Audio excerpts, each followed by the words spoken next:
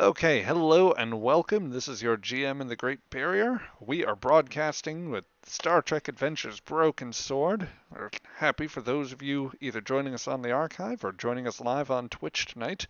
For those that ever want to catch a stream, we run these Wednesdays at 8 p.m. Eastern Standard Time. So once you convert the time zone, if you find it's something you can do, feel free to drop by, give us a follow, and stick by. Of course, anyone watching from the archive, by all means, give us a like, let us know how we're doing. Um, but with that, we are going to just jump right into the game for this evening. So, uh, when last we left off, our crew of the Yan, a Raptor class vessel, has been set down on a farming world referred to as Gullidan 2.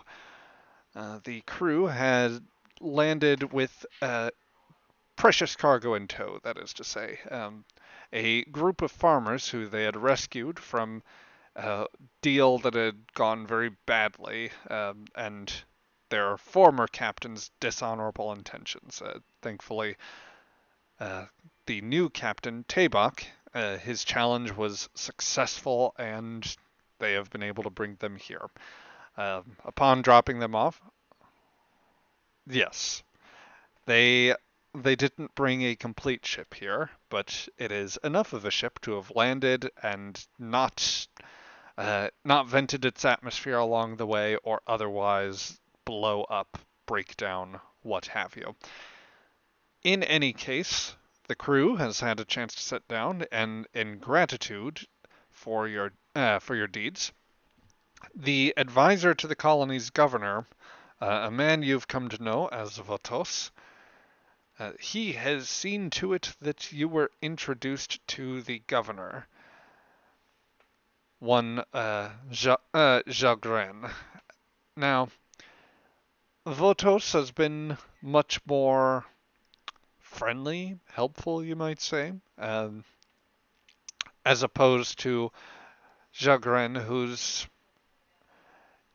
part of his issue is probably just the natural predisposition he seems to have, or rather prejudice that has become ingrained towards those who are not Kujkawi as he is, but a good bit of this seems much more likely to be tied towards the um, sheer incompetence he's been demonstrating in keeping the colony secure.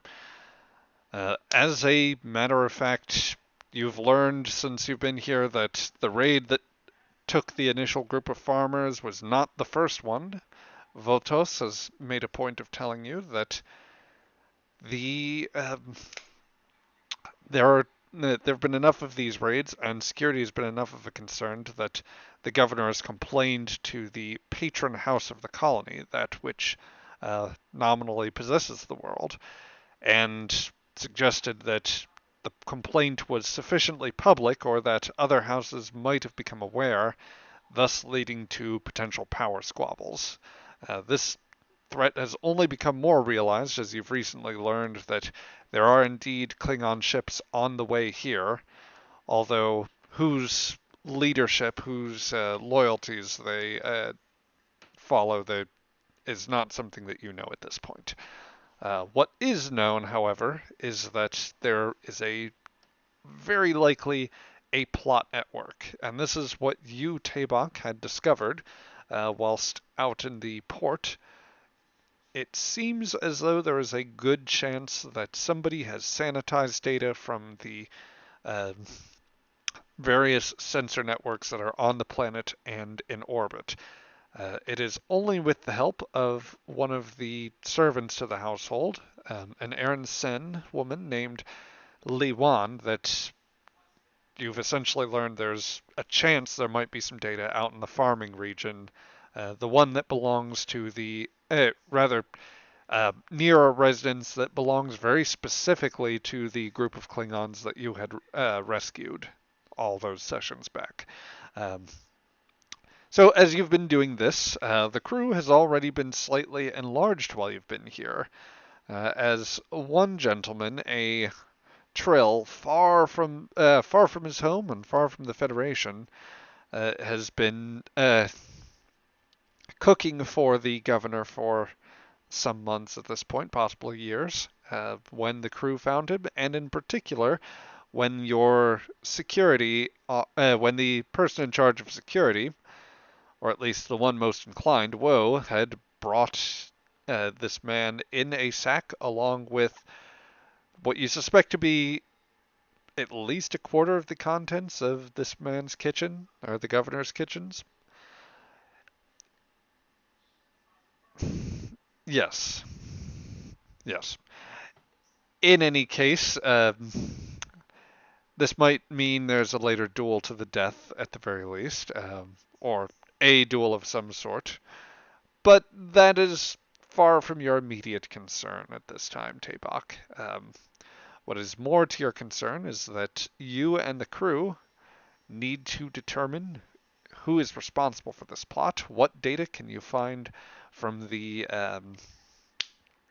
what data can you locate in the uh, node outside the rural community, and how quickly can you get the ship repaired in case things need to go in case things go sideways. But as to that, this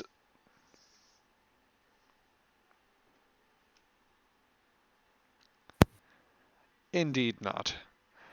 So, One could say there is gloom, despair, and agony upon us. yep, indeed. It's quite a difficult circumstance, and I'm also going to give a very quick nod, or rather apology, towards the audience. I've been doing the bulk of the speaking here, and if you have noticed the occasional odd bit of speech, that's because other players were speaking, and I had not switched on the audio just yet. Um, but that is now fixed, so oh, So everything I said was off air. Oh wow. a good bit of it, yes. The bit just before Rev chimed in there is about where things were properly set up. But it is a good thing that we caught it now. So, in any case, let us get back to where we were. Specifically, where the crew decided that it was necessary to separate for Tabak to take some of the crew in order to investigate the current status of the um, necessary for Tabak to investigate the status of the node, and I believe that last time we'd settled on you at least taking Li Wan. Kresik had volunteered when his player was not present to be there. Rev, if you wish to stand by that, you Yeah, why certainly not? may. Okay. Let's go with the decisions made by All Kresic. all right. And then Woe is also accompanying you, Made leaving by Kresik in absentia. yes, leaving Raldar, Voprai, and uh, Korg behind to watch the ship while you are away. And to hopefully, expedite repairs as Indeed. quickly as possible. Indeed. So, I cannot confirm nor deny that speakers are being installed outside the ship. Those will work wonderfully once we're in space. yes. Form fits function, I'm sure. That was sarcasm. Sorry. I picked up on it. In any case, Mr. Korg is at least going to be spending what time he can in the captain's chair. That is, while Cheshire does not have claim to it. Yes, I will. Don't get food in it.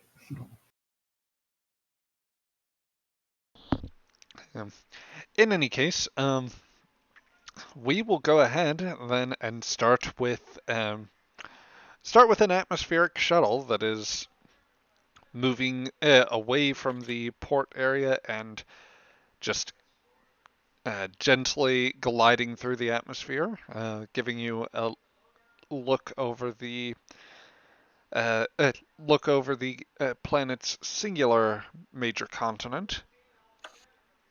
It's a nice green, like green and brown sort of horizon, essentially, or rather, surface that you're looking over with bits of gray and other earthy tones coming up from some of the rocky outcroppings. There's a lot of areas where there are fields and valleys, many of which have been um, managed in such a way to as to most efficiently develop and extract the crops. But there's a good bit of wild spaces out in the area. There are areas that are less fields and more groves of a sort to effectively produce agricultural products.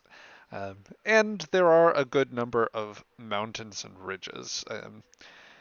Or if anyone had had the experience on Earth, you might have said that between some elements of the climate as it gets into the day and the aesthetic, that it was more of a sort of Mediterranean feel at times.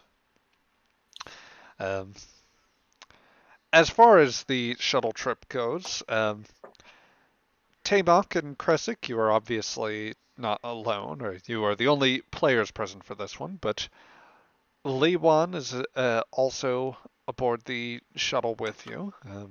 She came at your request, of course. Also, you happen to have one of the Klingons who was from the settlement. She had elected to take a slightly later shuttle, but Kelsa has actually joined you for this trip as well. And then Woe's here too, right? Woe is here too. How do we all fit in the shuttle? Sorry, This is a large passenger shuttle. It's Oh, gotta okay, be. okay, good. Yep. Otherwise, because Woe takes up like 2 to 3 passengers worth of mass and volume. Yeah. So. Woe at this point is incidentally going through a pad and starting off saying, personal log. To hell with it. And she throws the pad aside. What? There'll be time for it later. I'll pick it up.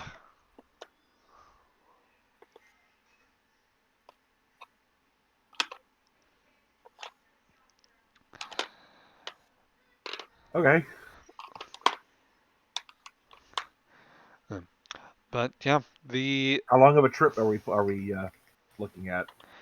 Well, you've at this point, I'd say that you've probably been going for a little over an hour, and the shuttle picked up quite a bit of speed at that point, so it's very likely going to be. You should probably be down on the surface at the next landing port within probably 20 minutes, half hour in like in universe time, as it were. Um, it's a relatively brief trip. It's more of a hop than anything else. Kalsa, what should we expect here? Oh, certainly a lot of gratitude, Captain, she says, looking up from some of the pads that she was able to acquire. She's been alternating, of course, between little bits of information on the ship that you or Raldar might have shared. Something more academic in nature, I'm sure, and less anything that would give way to practical vulnerabilities. But she's been going between that and some of the irrigation systems that she is accustomed to working with on the planet. Um, all in all, Captain Tabok, I think that you would find a warm welcome there. The greatest threat I would foresee would possibly be the occasional rowdy targ, but there's not anything of there isn't significant predation in the forested areas. That's part of what our grid is meant to keep out, and up until the raiders decided to take us, we weren't. We lived in relative peace. I was referring more to layout, geography. Oh, fair enough. As much as we've been through in the past month or so, it's hard not to. It can be hard to reframe one's mind. I will admit it's not a mode of thinking I am particularly used to. Indeed. Well, Captain, I can tell you that uh, the area immediately around the village is relatively flat.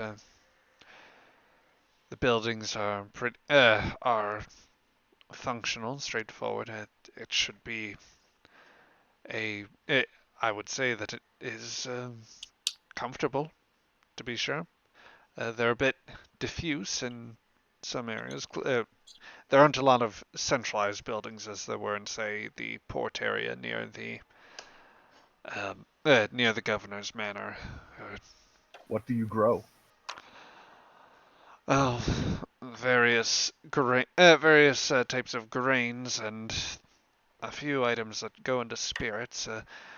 The Thebans actually, there was a crop that they introduced that, once distilled, makes a fairly potent brandy. It's no blood wine, but it does allow for some availability and helps keep the colony sustaining itself. See. And the house alone maintains the control of this Yes, brandy. House Karuk, they don't have an absolute monopoly, but their position does allow them the opportunity to distribute in some area. They worked out some agreement with some of the other houses a while ago, something that was partly brokered, I think, in the High Council. Sometime during the last major wave of conquests is all I know for certain. Understood. Something Businesses, that high up, I wouldn't bother trying to interfere. well, certainly Not not. yet. Uh, she raises an eyebrow at that, really raising both. Lee Wan even shoots a glance, and Woe actually leans forward a bit. Captain, are we gonna we making a play for the Empire then? I didn't realize we were that ambitious. My woe is so terrible. I'm so sorry. That's okay. um,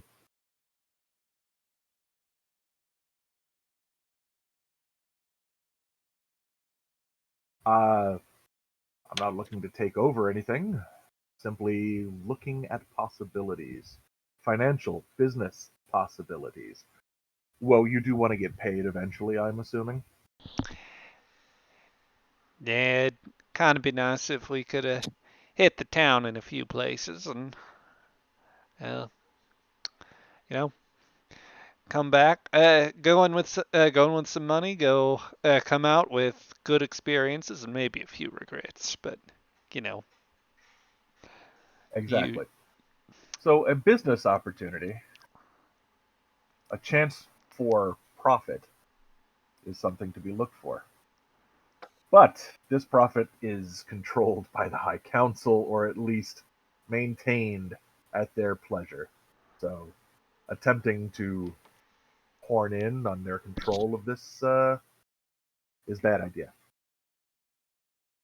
both financially and politically. well, And I hate politics. Kelsaw just nods in agreement. Politics are much less my business, Captain. Business is frankly more my business, and the engineering work that goes into supporting it. I can say that you know, if you happen to know the right person in the bureaucracy, we could probably secure a license there. But then I suppose with a ship of your own, it's well, wouldn't it make more sense to be in the, I suppose, shipping business, frankly? That is the point, yes. But if the transportation and distribution is already controlled, Hmm. I could become a bootlegger, but not exactly something I had planned. Fair enough. Fair enough. And what about you? She looks to you, Kresik. She probably has some familiarity with you, so I would imagine that she's at least become accustomed to saying, Doctor, I suppose you're just. Are you just comfortable on the medical end of this little enterprise? Or... Don't say that word. Never say that word. She spits at the deck, realizing what she said. The ship is small. The crew is problematic. But my services are needed.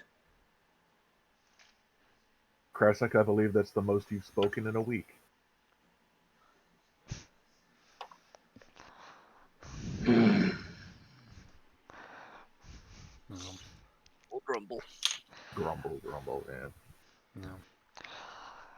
This is, I suppose, this is likely a moment where you have to be less guarded, given that none of the governor's guard is around, and you aren't putting up the dumb lizard zombie. Exactly. Mm-hmm. Yes. Which was good cover. Hey, if people expect me to be dumb lizard zombie, I will play dumb lizard zombie until I have to shoot you up with a hypo. And hopefully you don't continue to be a dumb zombie lizard and inject the wrong thing. You know, uh, critical failures happen. You know. Even when done on purpose, right? Yeah. So the shuttle mission moves along quietly enough. Kelsaw will speak to you and say, so, I take it though, based on the earlier question here, payment does sound like a little bit of an issue. The prisoners were our first cargo, as arranged by our previous Patak captain. There is very slight tension over this. Kelsaw, of course, being one of those former prisoners turned passengers. Well, should you take up other cargo or pursue other missions, then I will admit How, how attached to this dirt ball are you? at this point, I think there are others who are who are able enough to take on my tasks, and frankly, I'm not certain I wish to stay after the memories here. Well, that is to say, what we all just experienced. I'm not. Don't get me wrong, Captain. I don't want us to. If you're planning on taking us into more situations with Imperial entanglements or the Orions, then that does give me a little bit of pause. But Those are not my intentions, and I still do not believe that those vessels that fired upon us were working under the orders of the High Council. hmm. Well, They bore no transponders that is unusual. She and did says, not answer my hails. "That They sounds a did. lot. I speak as no expert on how the Empire conducts itself, but that They sounds. did not. They did not conduct themselves as Klingons. They did not declare themselves. Hmm. Well, well,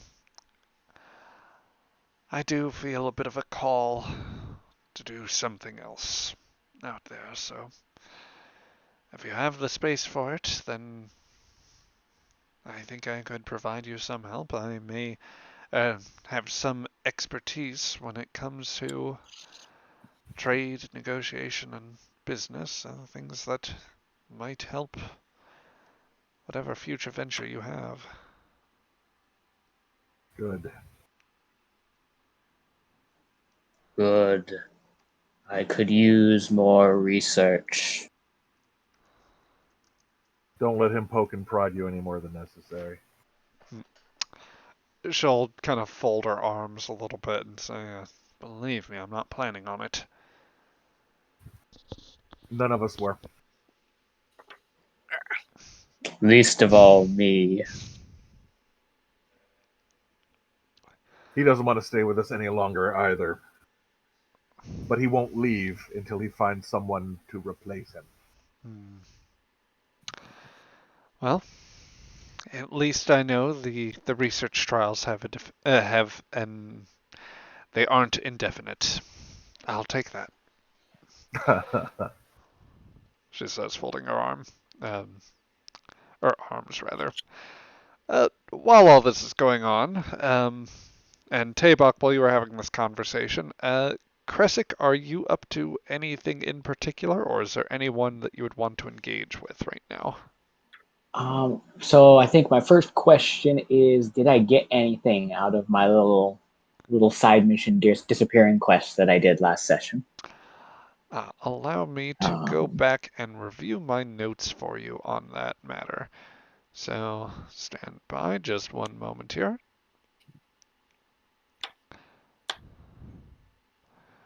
Going back, just a very quick scroll up in order to double check that. Okay, here we go.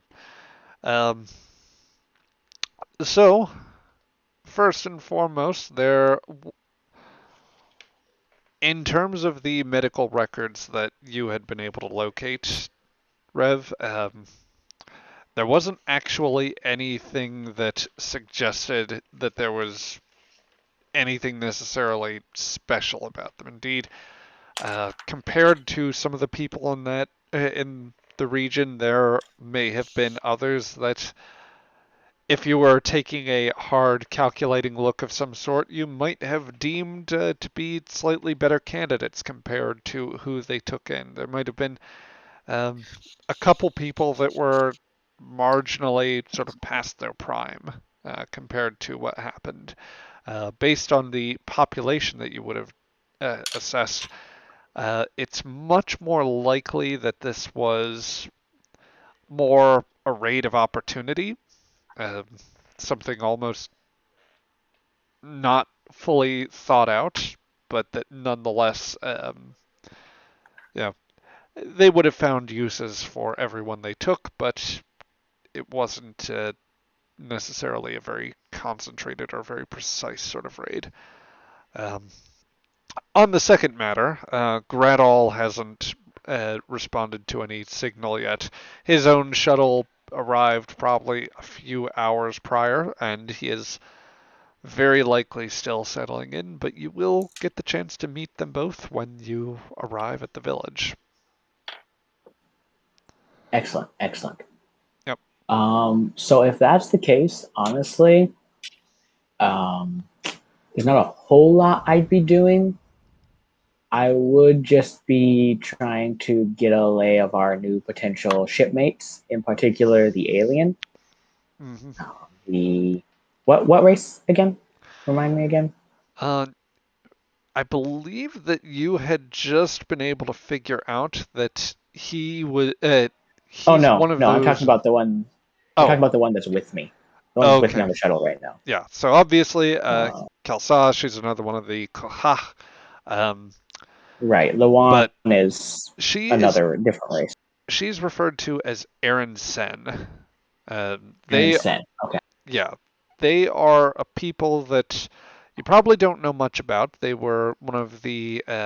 They're roughly humanoid, at least for our meta reference purposes. They're a roughly humanoid figure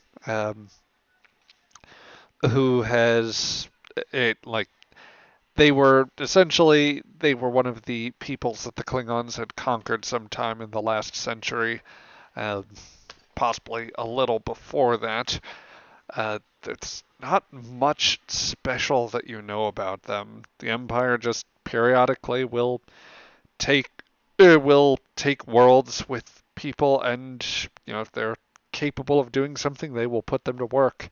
It's just as likely that uh, from what little physiological understanding you have, um, I would say it's just as likely some of them are put to work in agricultural sectors, mines, the handful of those that are technically inclined or that receive that type of training, such as Leiwan, the lucky ones you might say, get a chance to do a little bit more with machinery and maybe have a corresponding better standard of living for the work that they do. The Klingon society is at least consistent in that regard. They don't treat those that they've conquered particularly well by and large, but they respect the work in some ways. Okay, good to know. Yes. Yeah, I think basically that's what I would be doing is just trying to get a medical read on all of that, and then yeah, just waiting. Okay. Yeah. So the shuttle will begin its descent. Really, you are between conversations you might be having amongst each other, any scans that you're trying to do, um, and anything else going on. You don't really notice it. The shuttle's inertial dampeners make it so that it's, unless you are looking out a window, there's not really any noticeable changes in acceleration or any pitched feel to gravity necessarily. So the descent happens in fairly short order, and you are able to, like the shuttle sets down on a landing pad. The five of you are able to disembark without any issue.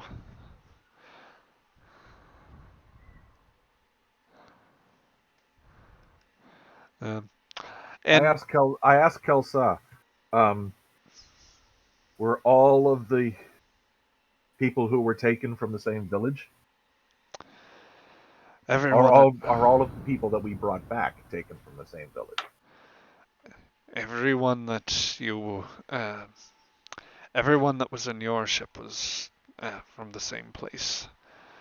I cannot speak for the other raids that I have heard rumor of. How far away do these rumors place them? Couldn't say. Some probably some probably as far out as 1,200 kilograms away. Other places, I think the nearest one might have been under 200. But it's hard. There isn't much conversation or communication between the villages. There are only a handful of times when we bother to truly interact with each other. You are mostly Kuka, Virtually such as the entire ourselves. planet. I pull my data pad out of my belt. Please just put the names of the villages that you have heard of people being taken from. She'll set to work on it and start verifying with her own. I'll make sure a full list is worked up for you, Captain. Just whatever you can remember. Not looking for verification at the moment, just whatever you have heard of. I can find out where those villages are and confirm whether or not people are missing. Assuming that the data is clean. Yep. So, Kelsal will set to work on that. As you set down, you do find that the landing port is, or the shuttle pad basically, is built in an area relatively flat. You see, not too far off, there are a set of buildings in the same sort of cylindrical structure that is common to most of the buildings, slightly rounded near the top. Um, Although these are much simpler compared to the palace, or rather the estate that you went to when you first reached the governor. Um, they tend to be made up of the same material, so a lot of it appears somewhat brown. Uh, there's some grays interspersed there. Um, there are maybe a few sort of roads, although there's very limited paving out of whatever material they have. It probably spreads out more into wide dirt paths of a sort. And so far as as you look further out, some of the areas do seem to be some of the surroundings do appear to be flat, sort of waving fields, but you realize too there are further ridges and mountain-like areas, probably uh, you'd say somewhere under 50 kilograms away, at the nearest point. A good decent trek, although it seems like there seem to be some sort of agricultural vehicles, things meant to move things around. So if it came to it, then you could commandeer one of those. So they do have actual ground effect vehicles. Yes. Ooh. I would guess at this point, one of them is moving through. It is not terribly fast, and the vessel is very lightly laden at this time. So it's very likely, you know, if this vehicle has a higher top speed, it is not pushing it in the slightest, or like there's no effort really to be made, or it may just be designed for slow, practical movement. This could be one of those moments from like Terminator 2. I could get out and run faster than this. Mm-hmm. Great. Okay. Who's driving it? I would say that it's probably just another Kohak that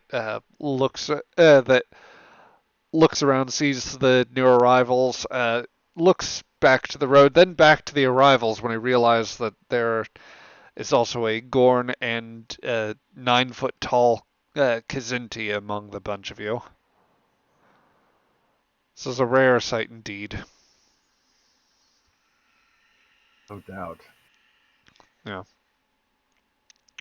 But it's pretty quiet right now. There's not a lot of activity outside that you can make out as you first come in.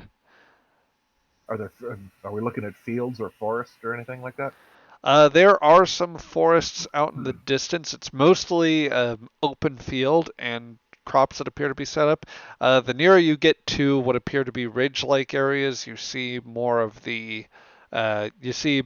signs of like larger plant life, trees, ferns, like sort of bits of just all sorts of growth in that area. Mm. All right. Kelsa, is this the grain that's used to make the whiskey, She or is this food grain? She looks over. Well, this would be more of a. This would be more cereal grade grain, I would say. We have more of the other product close to the ridge line. They're arranged in more proper groves out that way. Understood. I handled some of the irrigation systems out in that area. They'd always be just a little bit stubborn.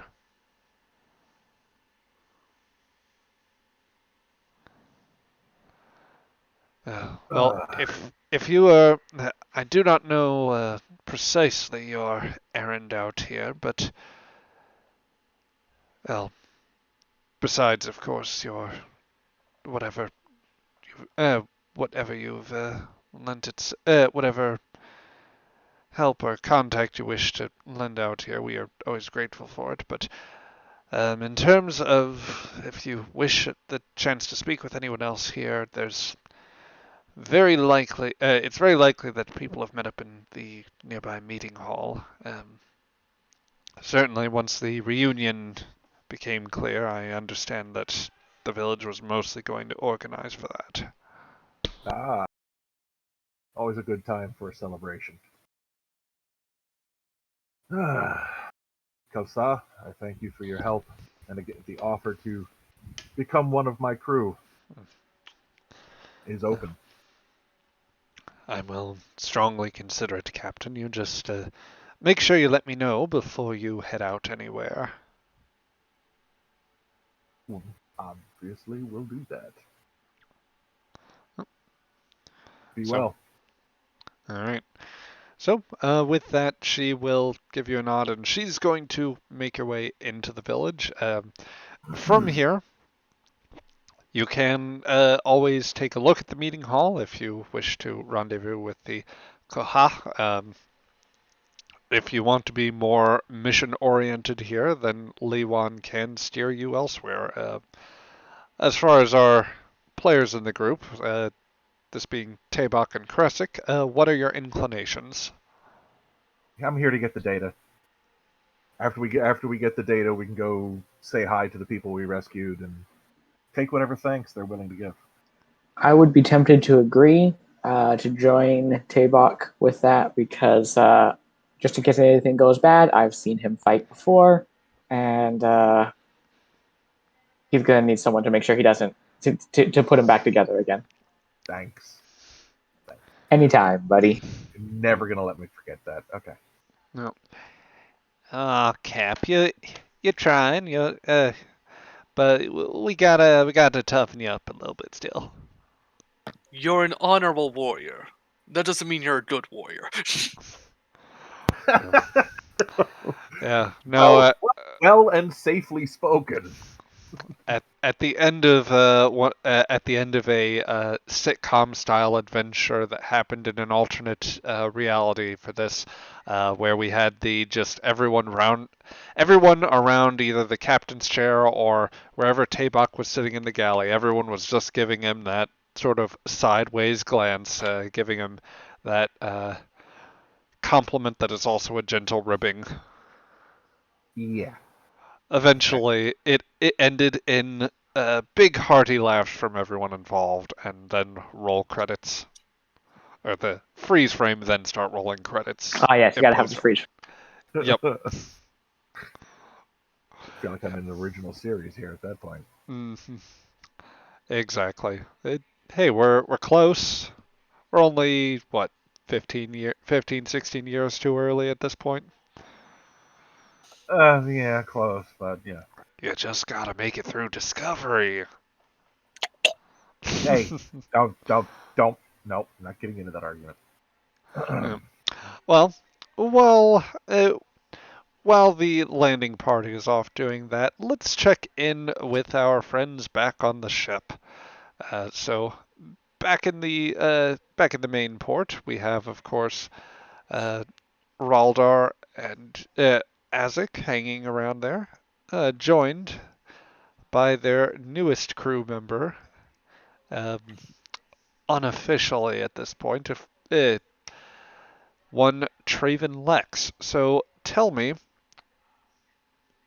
let's actually go and let's develop an order here. So I'm going to ask each of you three to go ahead and roll me a single d20, and we will go on the basis of who's rolling the lowest here.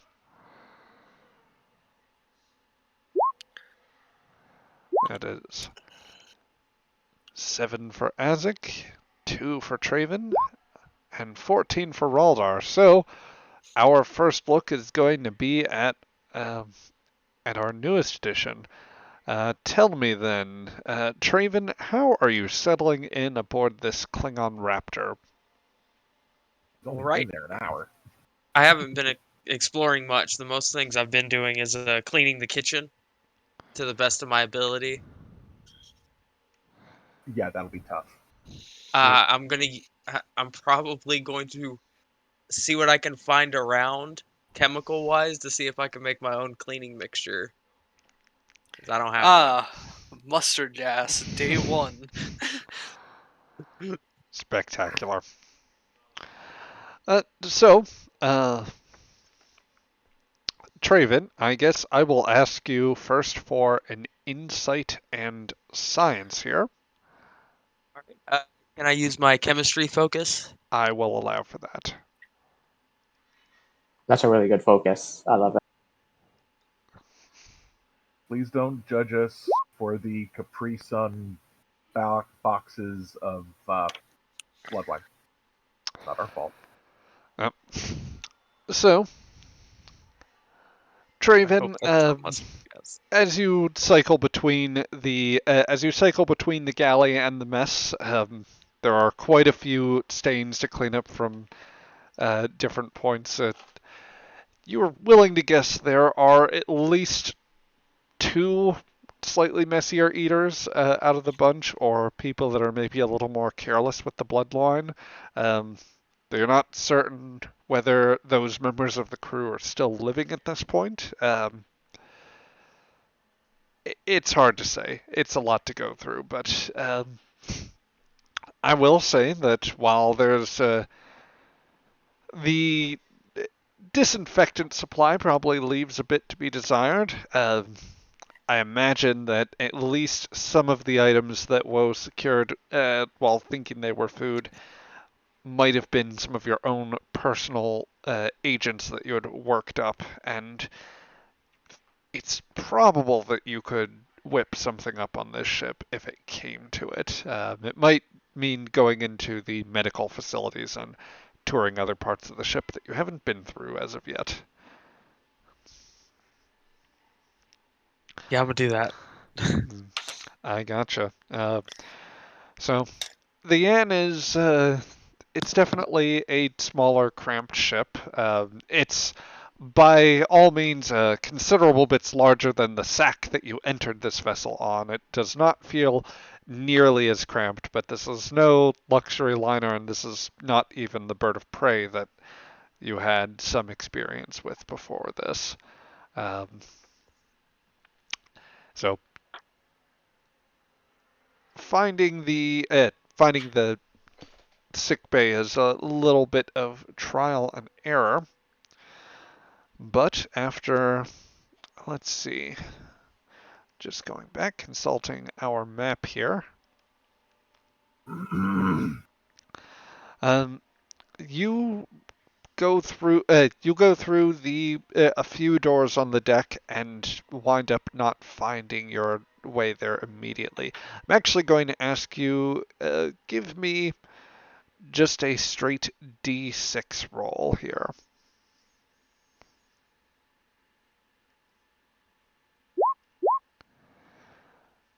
Okay. So I'm going to rule that would that roll would actually take you to engineering, where you find you find yourself in a fair-sized compartment. Let's just go ahead and move those tokens over. Raldar, would you happen to be in the engine room right now? Probably getting the engine completely fixed since it was barely flying before. Yep. One of the odd things he's going to find as he moves about the ship is that there are at least 3 boxes on the floor that are filled with sand for the cat. And I'm not talking, whoa. You don't know, there might be a low-sized one somewhere. I hope not. I really, really hope not. And if there is, I swear I hope it's in her quarters. questions for It later. doesn't have enough doors. In any If case, she doesn't stop breaking the doors, I'm really gonna get ticked off. Replacing the cement mixer. Doing that too. you Oh wind yeah, I up. forgot about the cement mixer. Yep. You wind up, Traven, negotiating your way through the corridors or rather through the corridor running what you would guess is either, given Klingon designs, you would presuppose it's most likely bow to stern as opposed to port to starboard. Um, and you at least figure that this is likely to get you to one of the important sites. Um, it winds up not being sick bay, but rather the sort of dual engine room type chamber. So, yes, you arrive and you see a very tall reptilian figure. One of the, well, you don't actually recognize the species, I'd think. So I don't believe at this time the Federation would have had any contact with the Gorn. All you know is that this man looks like a very tall dinosaur-like individual. Or this being. I'm gonna walk in, take a look around. I know nothing about engineering, but I try to strike up a conversation anyway. These are some nice wires. That's a coupling, I think.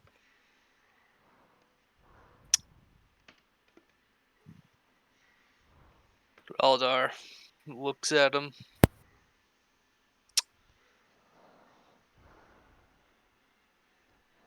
Well, I thought a cook would know more about equipment. I'm more of a conversationalist myself.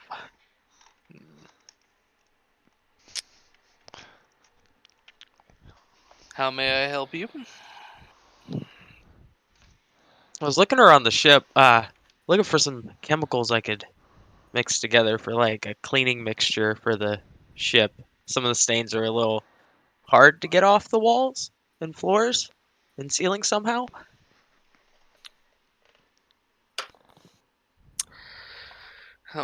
Blood is good for the natural aroma of the ship. I'm sorry, could you say again there? Blood is good for the natural aroma of a ship. Reminds you why you're here.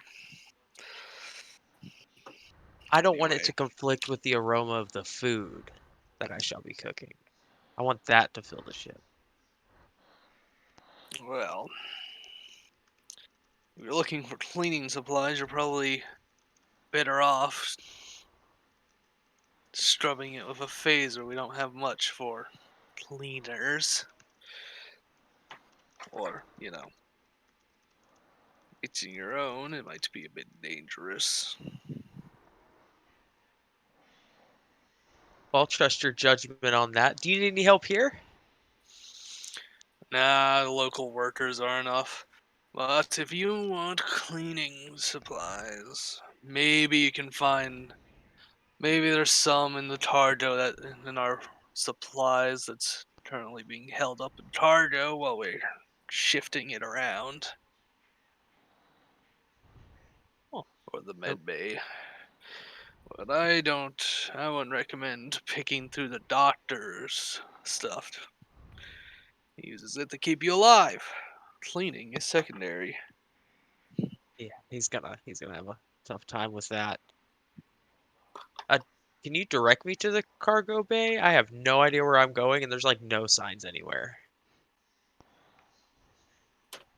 The elevator isn't that far from here. It's big. You should be able to find it.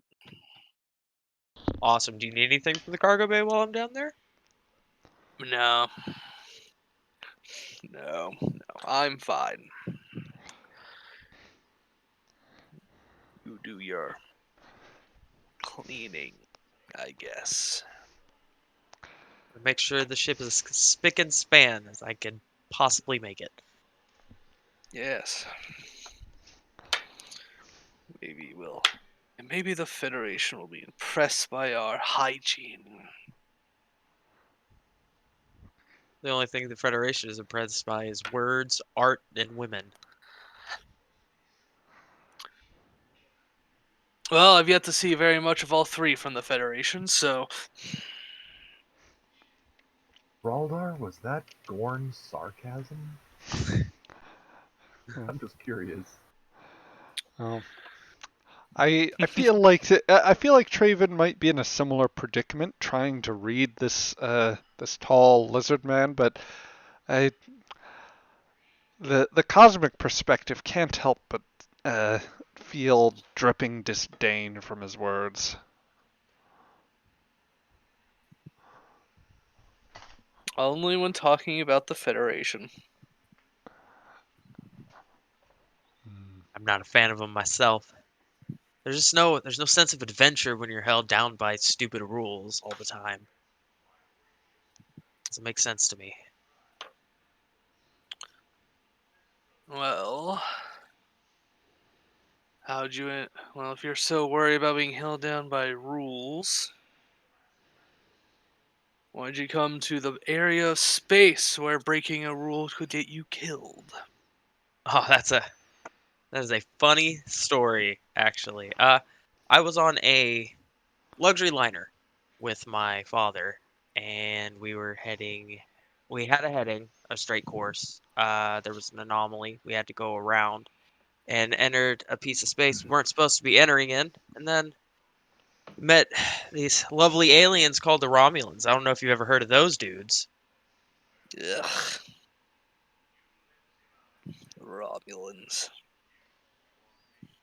But they took a lot of prisoners, and I was sent to a work camp, which was then raided by Klingon warriors, who then saved, in quotations, me and put me on this lovely planet. Well, it was a good thing you got yourself being a cook. Not in the mines, like the more unfortunate ones. Love being a cook. It's a favorite thing to do. Well, at least you're in this piece of space where cooks are more appreciated.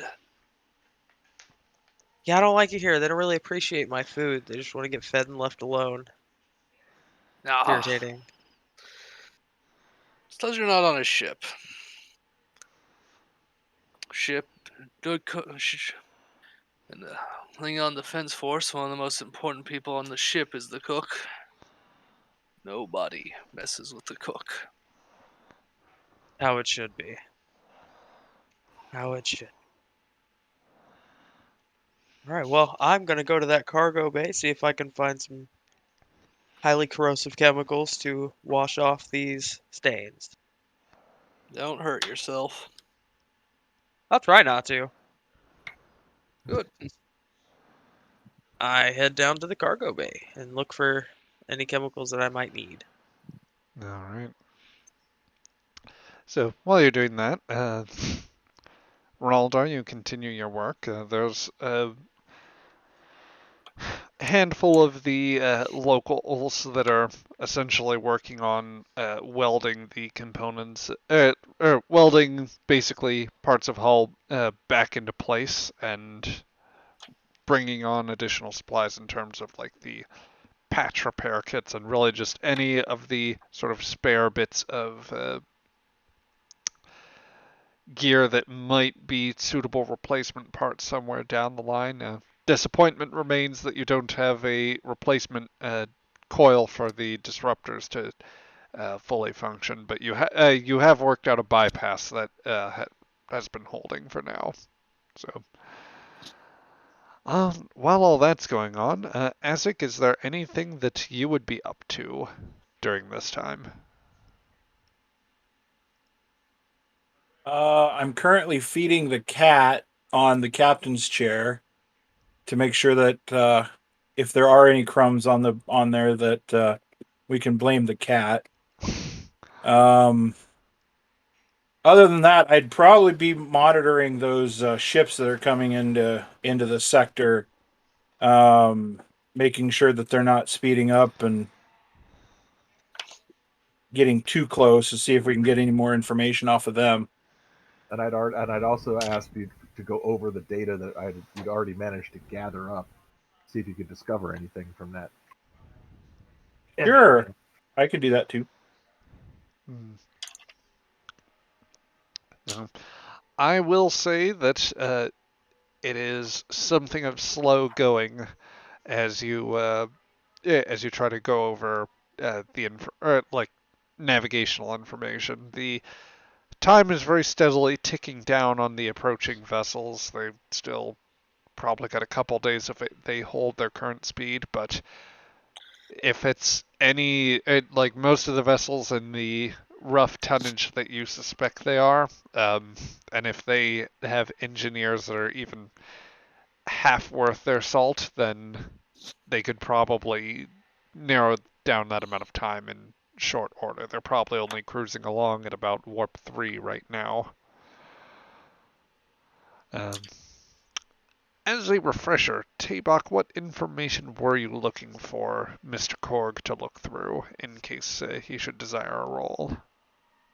Well, he's our pilot, so any way people could get into system and reduce their detectability, any electromagnetic fields that they could use or sufficiently large outer planets to block their approach, anything that would just make raiding the populace easier is kind of what I'm looking for, and he has a much better chance of finding that information than I do.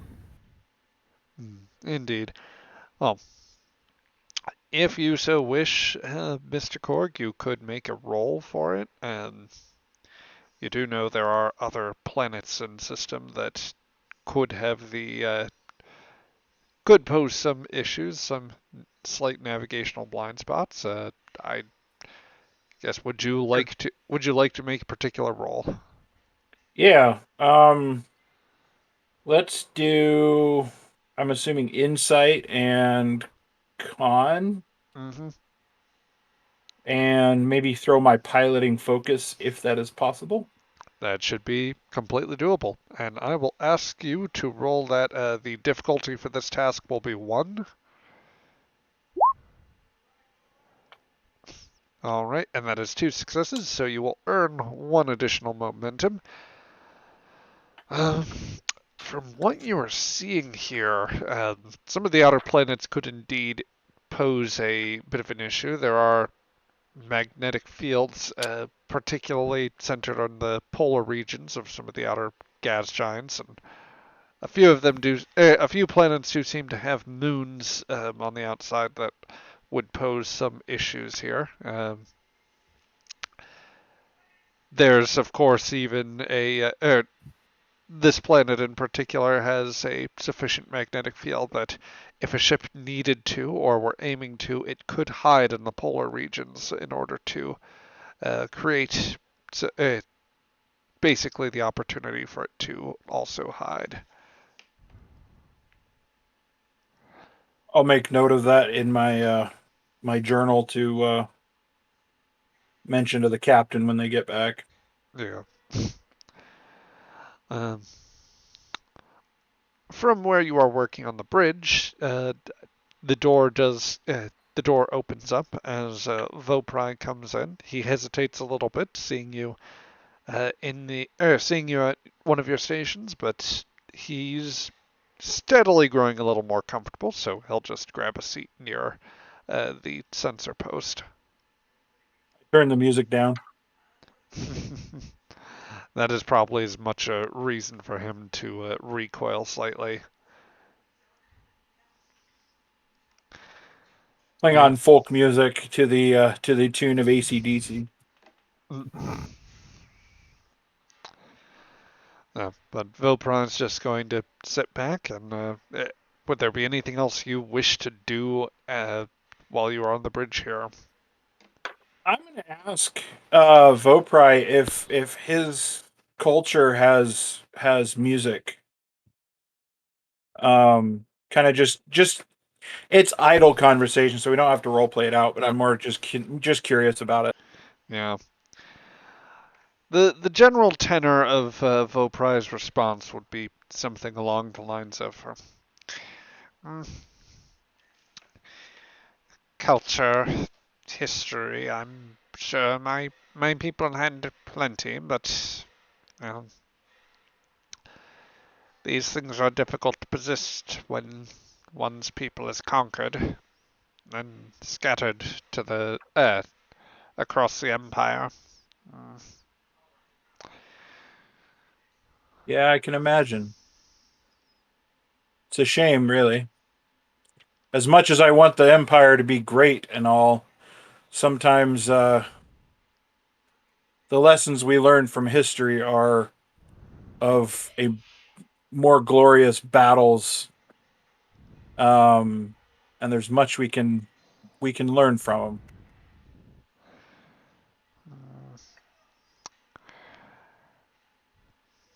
no, I know not what the empire would come to learn in this day and age, or what who would be so positioned to teach it. You are well,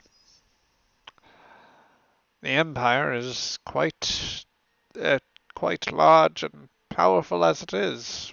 As what what force could challenge you, or what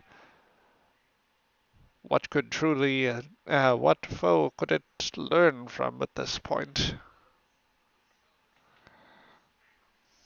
Well, as we have learned even on this journey, the smallest of person can be the most pokey when it comes to challenging a greater force. So everyone has a chance to learn. And I kind of rubbed my leg where that little girl stabbed me. Uh, there, the phantom ache remains. Yes, it does. He, Vilpry kind of nods at this for a moment. His expression, uh, he wears perpetually something a little more nervous or like the precursor of concern, but it softens for a moment as he just sort of ponders the idea. And as he's met with this, he gets a beep from his sensors console. Hmm. Proximity alarm. Uh, uh, sorry, not the orbital sensors. I have more of a broader track for ground activity. There's an increase. Some things coming near the people coming near the ship. Mr. Corgui, you may need to address this. Uh, And or yeah, let's do a sensor sweep. well, he's actually going to show you what he's referring to, and like showing you what his passive sensors are picking up. And as he shows you that, we are going to cut back to our main group, or rather our landing party, as it were. Uh, back in the back in the sort of low fields. It has been a decent hike.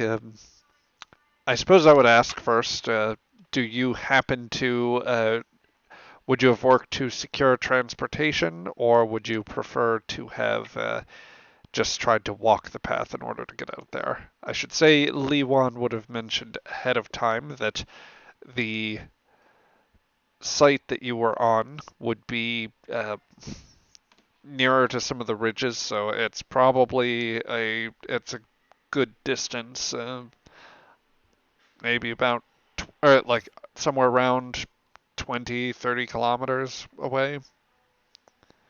That's a damn good hike. Yep. Most of it would traverse the fields, but the node itself is located in a ridge area. Normally I wouldn't have mind walking because we've sort of been cramped up in a ship for a while. But if it's 30 clicks away, which is about 15 calicams, yeah, I think we're gonna find a ride. Mm-hmm. GM is going to double check, but I did think that was the other way around, actually. I thought 1 calicam is about 2 kilometers. Yeah, that sounds right. Because Yes. Klingons have double of everything, so their kilometers also have to be double. Oh. Oh, Oh. I can't believe you went there. Yes, Oh. who am I kidding? Oh, it's always bigger than the Klingon Empire. Okay. I'm going There's to. multiple in the Klingon Empire. Oh. Oh. Did we Yes. hurt the GM? Did we hurt the GM? I apologize. No, I just gotta remember Klingons' redundant physiology. Yep. In any case, but yes, you are correct. 1 calicam is equal to 2 kilometers. So that my calculation would actually come out very differently then. It would be closer to. I think the actual distance would be closer to 12 calicams then. Oh, so 6 kilometers. No, screw. Wait. No, sorry. we'll multiply it by 2. 24 Yeah, kilometers. 24 kilometers. Right. Yeah, I was gonna say we just established 15 this. miles, which is about 15 miles. Yep. So yeah, that's a good long slog. So yeah, we're gonna need a ride. Okay. Thankfully, Kelsaw is able to secure something for you. Before she completely sets off, she notices that you were kind of looking around at the vehicle depot, and she doubles back in order to make sure that you're at a ride. So, Tabok, I would, I would guess that either you or Lee Wan are driving at this point. The vehicle. She's more familiar with the area and probably way more familiar with this type of vehicle. Okay. For any particular roles here, which we do have, I think that one would be appropriate now. Lee Wan, as a character you are aiming to recruit here, I will go ahead and let one of you activate her. Who would prefer to play Lee Wan for, or at least as far as roles, if not for the role play right now? I can do rolls. That's no biggie. Okay. I'm the one recruiting her, so. I was offering more for anyone else because they're not directly involved here. Correct. The people who are not in this scene might want to do this. My apologies. Yes. Anybody? I can do lay one. Okay. So, this is an activation for Lee Wan, so you can add a point in either an attribute or a discipline. You may also choose to give her a value, talent, or focus if you so desire. I won't ask you to make the choice immediately, but just know that that is on the that is an option there. And for now, I'm going to ask you to give me a control and con roll.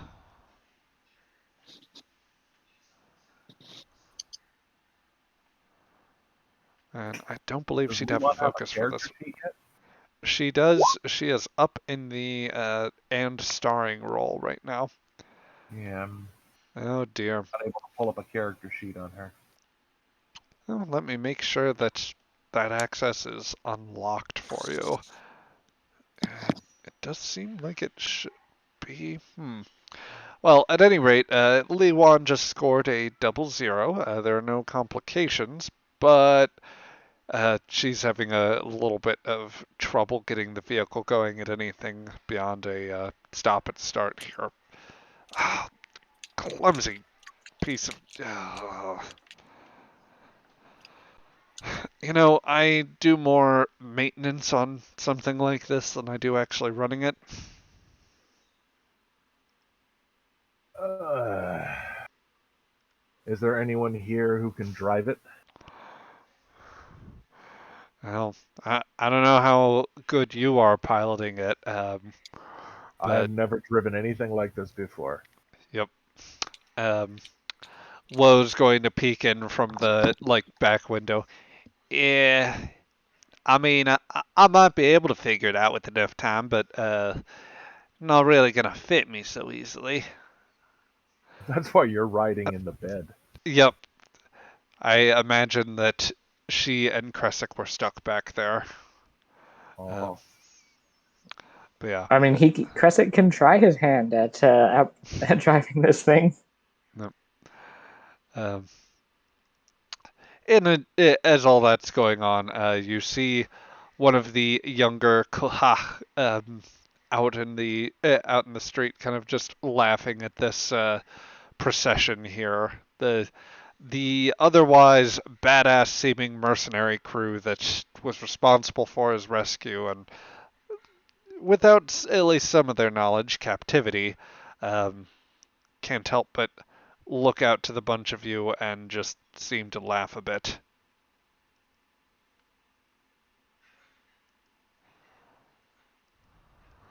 har har. Can you drive this? Ah, I'm competent enough working with this machinery, he says. I also have a fair bit of experience with experience if you need a bit of hired muscle there too. I must say, if this is your usual style of adventure, I'm not sure there's honor to be gained out of this. But the battle with farm equipment. Very funny. Don't make me stab you. Uh, just get us to where we need to go. He will step in. I build and repair starships. I don't drive trucks. Ah, well, I had been actually meaning to speak with you, Captain Tabok. I am called Dekoth, and frankly, I cared not for the manner of my introduction to you. I have wondered if you happen to need extra hands on this vessel of yours. Yes, very perceptive. Um, You more than likely noticed my lack of crew. yes, as it is, you have quite a mix on hand, but well, if you are looking for someone who could be a true Klingon warrior at your side, then I could probably give you the help. As he steps in, any of you who wish to roll for Dekoth, his character sheet should be open to you as well. And once again, this does count as an activation. And whoever wants to roll him, that is Control and Con, if you please.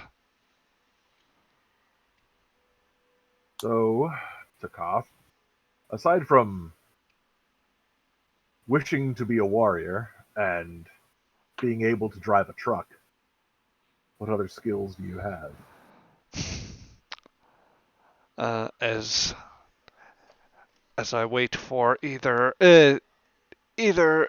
Cheesy or Victor to make up their mind on who wishes to attempt the con roll, or of course, Joe, you are welcome to do this as well. But he actually gives a good tap to one of his biceps. What talent do you truly need beyond that? Although, if there's some desire for further help, then I am at least fairly well acquainted with medical needs. You can patch people up, I'm assuming then. So practice with. I do have some practice with the Well, more livestock than anything else, I'll admit. Ah, a veterinarian. Not formally trained, he admits.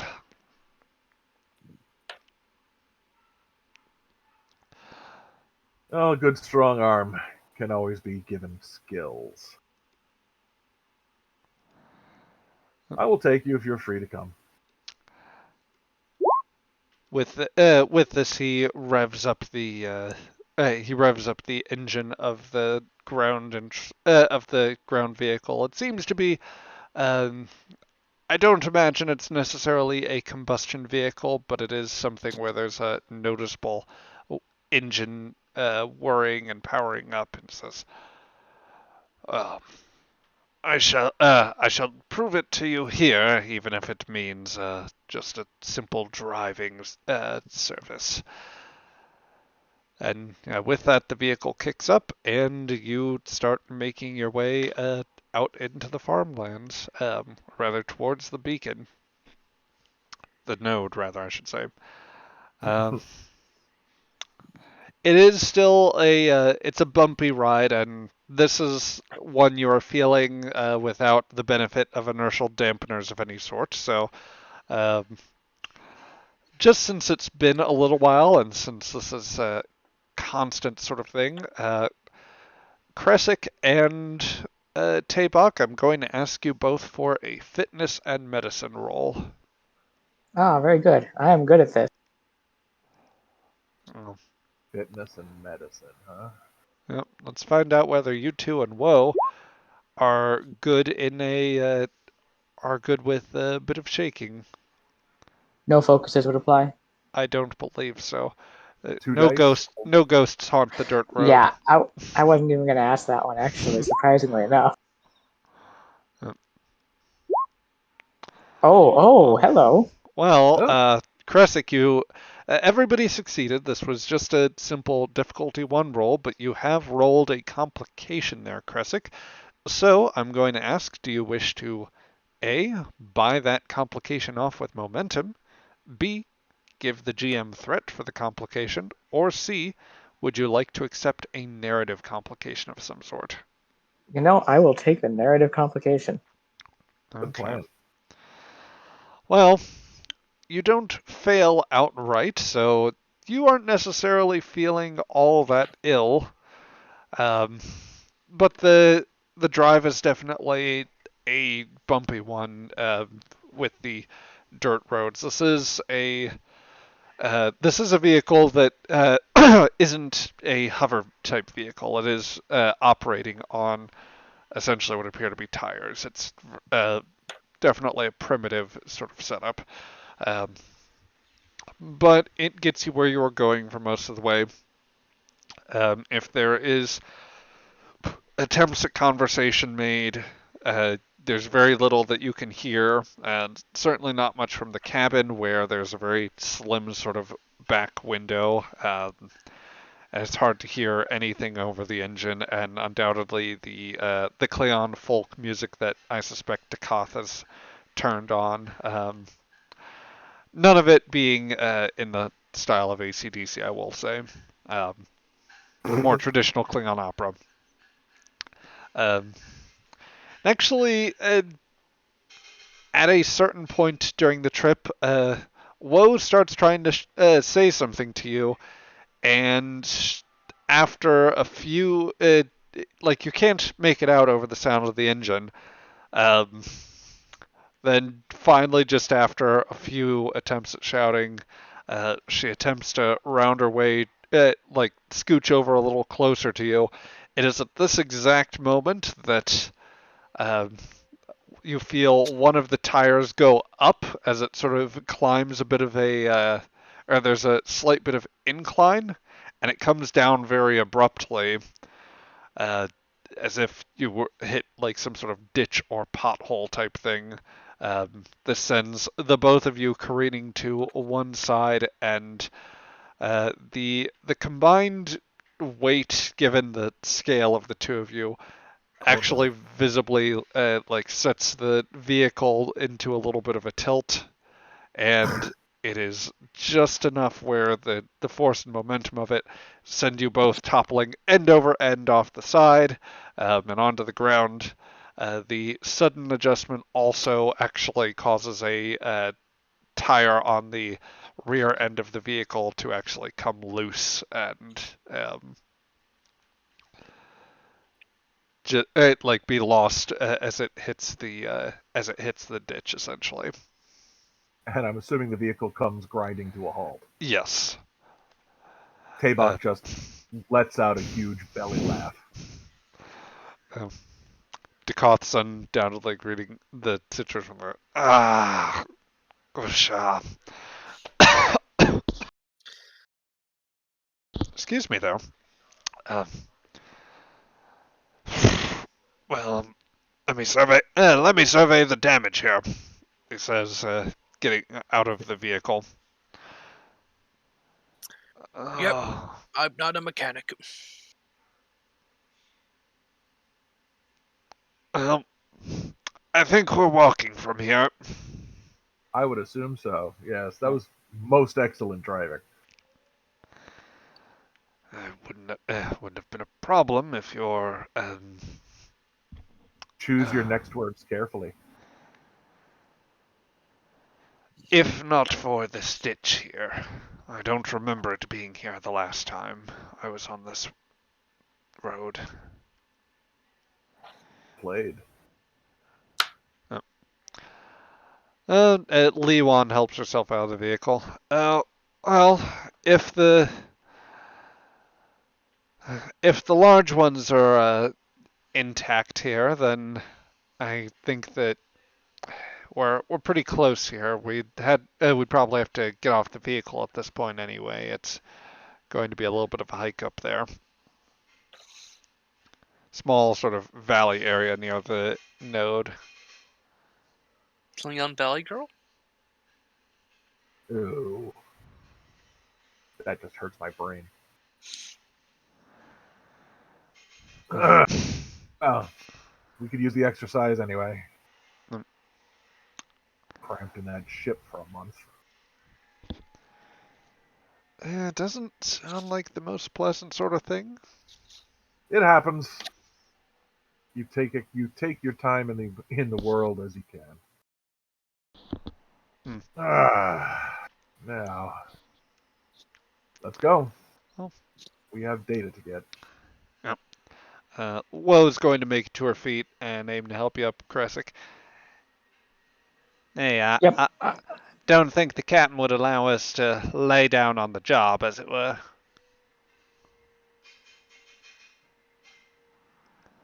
Humor. Yes.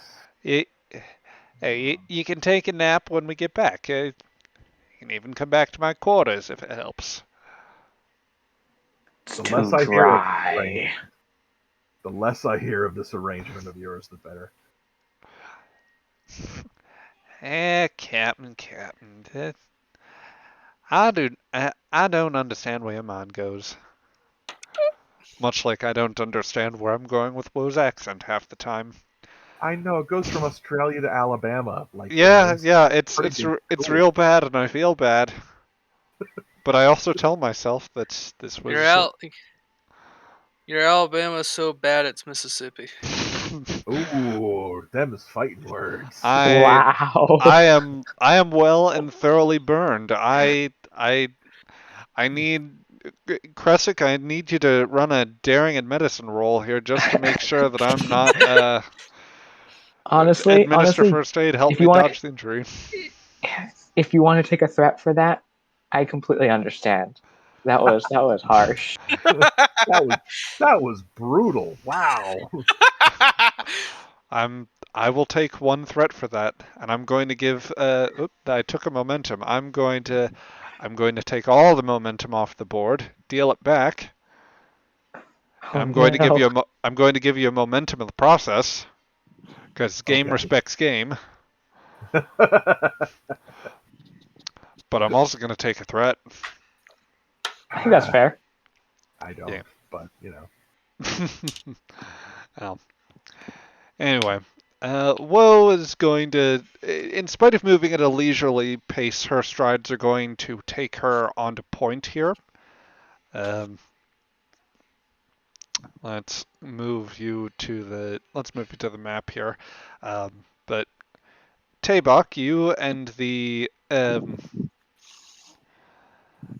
rest of the away team may decide how you are moving in the pattern, but it is a little bit of a it's definitely a little bit of a walk from here as the fields start giving way into various sort of ridges and valleys. A warm breeze greets you as the sun is getting to a lower point in the sky. It's steadily moving into from you'd say it's in the transition towards late afternoon, early evening, the first hints of slightly diminished light. The sky hasn't quite changed color yet to give the indication of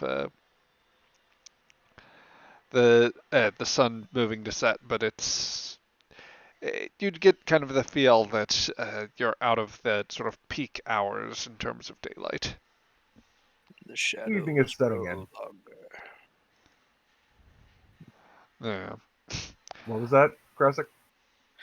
The shadows grow That longer.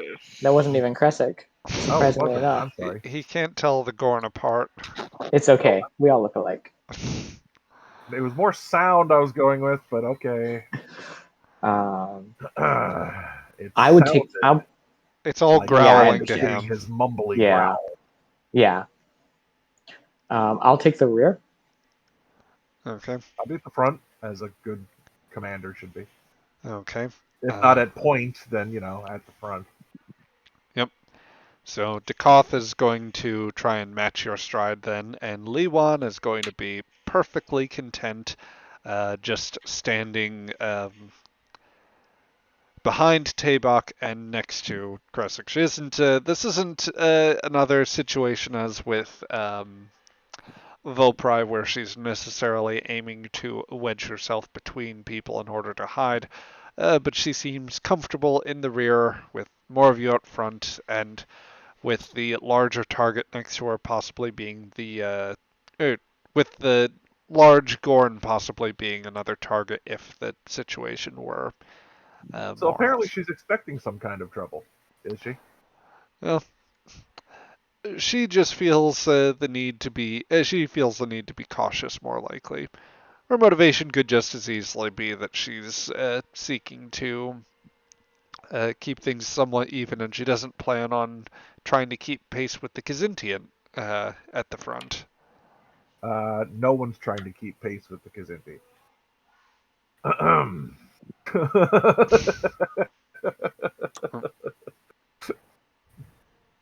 She So, takes steps longer than most of us are tall.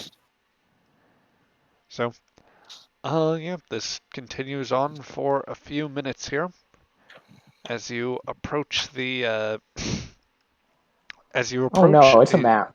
no, as you round your way through a few ridges. Probably just for a bit of scale, I'm going to shrink you down just a little bit further.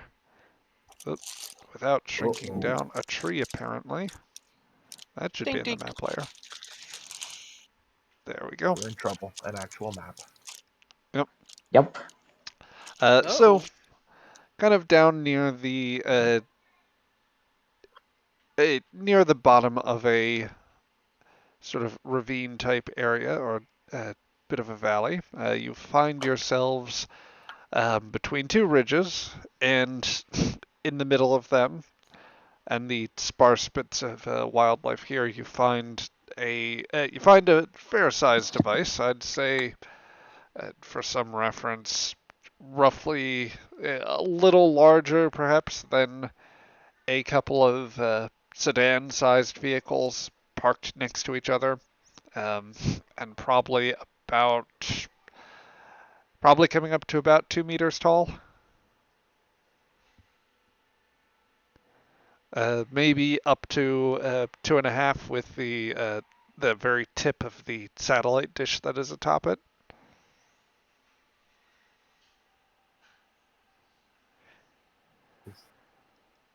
Okay, is this a ground vehicle? Or is this the No, building? it's Lee Wan is going to gesture ahead. That's actually the node structure there. Ah, One of the small sentry stations, essentially. Although it has a bit more data storage compared to some of the standard ones. this is the one that was offline at the time of the data purge. At least disconnected from the main network, she says, as the group of you make your way further forward. If there's any data left that would give us something on what happened with these people, or who might have at least uh, whose access codes, or who like what might have hacked into the system, anything of that sort, this is the place that would give us the best chance at finding that information. So I can certainly help you with that, Captain. I'm fairly adept with computers myself, so it's your show, however you want to play it. Well, let us proceed. All right. Steadily, you close the distance, and as you arrive, the site seems to be fairly intuitive, or it's a fairly standard-looking bit of a Klingon kit. Some hard, jagged edges to it, but with an older utilitarian design in mind. Something I'm sure that you can respect Tabak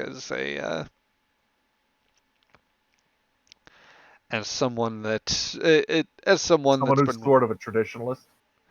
exactly precisely that. So yeah, um, you begin your work on that, and Leiwan will look over it with you. Um, as you are all setting about this, I'm going to ask everybody there to give me an insight and security roll, and I'm going to set the difficulty. It will go to a maximum of 3. However, if you happen to roll under that, I will still give you some information. I apologize. Insight and Insight and security. 2 dice. Yep. You do have That's a momentum 5. as well, so you can Yeah. roll for that too.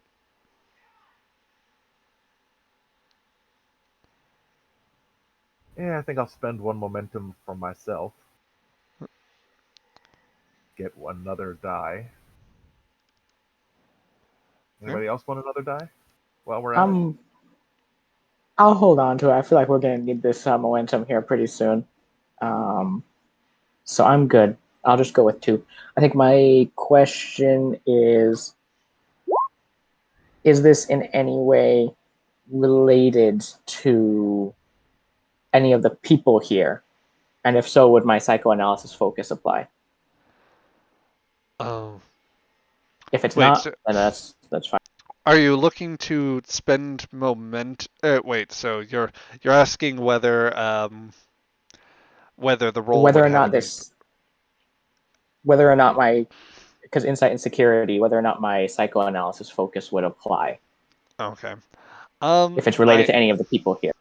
Any of the people in our party? I Yes. see. Yeah. I understand here. In which case, I will tell you that no, that is not the case.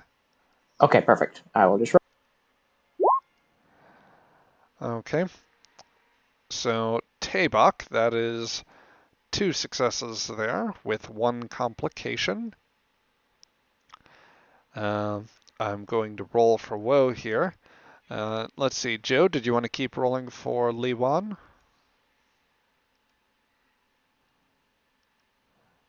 Unless he's disappeared. Has he cloaked He his did say costume? BRB. I see. All right. Let's see.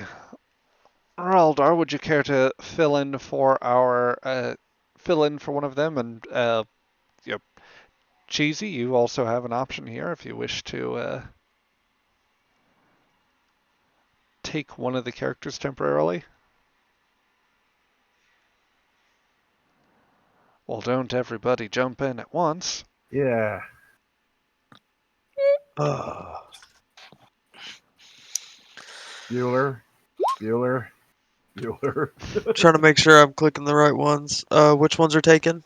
So, really, at this moment, either Dakoth or Lewan you could tap into either of them. I'll do Dekoth. Okay. So set the attribute to insight and the discipline to security. And then, unless you can spend a momentum to buy an additional die if you wish. Otherwise, you can just roll the dice from there. He's got a pretty good insight and security. I think I'm just gonna roll it. All right. Oh Oh dear, my oh dear. god, this is a So, bad. to the broadcast and archive, you cannot see the current set of rolls that we have. So I'm going to narrate for you. The dice gods hate us again. Yeah. The best performer at present would be Tabok with 2 successes and 1 complication. Presic coming in with 0 successes. That is, no successes, but no complications. Me rolling for Woe with 1 success and 1 complication. And our player Cheesy rolling a double 0, and one of those zeros being a complication. That's Allow me to 3 remind everyone at this point, I have spent no threat in order to increase the complication range. So we have had 3 20s on this task alone. Is someone gonna roll for Luan? I would hope so. Victor, would you like to take a crack at it? Alright. Couldn't be. You can't make it any worse, I don't think. Lewan, Could be a Double double despair. 0. insight security.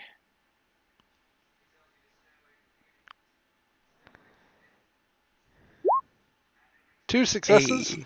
and no complication. Although that was an 18, so that was a few threat spending away from being a complication. Maybe it's the hike. Maybe it was. Can I get rid of one of those complications? Oh yeah, so that's that- a good question. Who would like to buy off their complications with momentum? I would. Fight. I would. I don't want to be the one in fault this time. Okay. They should all fight for the right. Yeah, no, here we go. There we go. That's one less complication. That's 2 momentum, right? Yeah, that costs 2 momentum to buy off a Oh, it complication, does? not 1. Oh, sorry. My That bad. that's quite all right. I'll just take those 2. That only leaves, I believe, Dakoth and Woe with complications. I will, since Woe is a player character still, I will allow you to choose whether it is a narrative complication or it is bought off with threat or momentum. She always chooses the narrative complication. She does. That is her thing. So I say go with that. Okay. Question then goes back over to Cheesy for Dakoth's complication. You've still got enough momentum to buy off buy off that complication. It still wouldn't succeed, but at least you don't have that. Do you wish to buy it off with that? Do you want to give the GM threat, or would you like to accept a narrative complication of some sort? I'm gonna give the GM threat. All right. The GM will take 2 threat for that. Oh, yeah, he needs more of that. Yeah. Tasty, He tasty does. threat. Yes. Spice some things up. Yeah. That's one way of putting it. It's okay though. 3 different complications handled in 3 different ways. Yep. That is just showcasing it for you, the player audience at home. all the ways that a critical failure can be handled in Star Trek Adventures. Technically, there is a fourth way that would involve burning a value, essentially, to buy off the complication, but that is not what we have in this case, so no worries about it whatsoever. With all that said, the uh, the group of you get settled in. Lee Wan is going to get pretty deep into her work, and she'll, I imagine, if you don't just like go straight in, she will invite you to be present for it, Tabak. Yeah. But otherwise, everyone else is kind of milling about. Kresic, what would you say you are doing that isn't paying attention to the local surroundings? Or I sit down, pull out a data pad, and start doing research mobily on some of my projects. yeah. Yes, I'm sure that this is a good moment to start running scans of the local area. So I'm going to go ahead, or rather, review some of the scans you've already taken of some of the others. Uh, but yeah, as you two start working. Exactly. Yep. Uh, Woe is going to just kind of mill about, a little bored. She'll strike up a conversation with Dekoth, who uh, initially might bristle a little bit, but it's like, I'll say that you maybe hear vague bits of the conversation. It's like, uh, Farasan, I don't understand how you can be so blasé when you and your captain and the doctor here are just out in this location doing some critical mission of some sort. Yeah, don't worry about it. I'm sure that this place is plenty safe. No one for miles. Oh, cattycams. No one for cattycams, she shouts out. She would too. Yeah. And at that point, that's when things are going to go wrong. Yeah, you're the boss. And that will be when aimed disruptor shots begin coming from the corner over here from some set of cover. So let me get in that first roll here.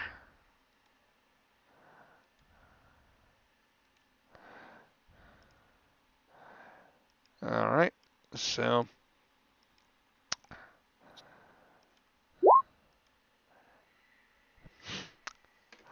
in spite of being a 9 foot tall,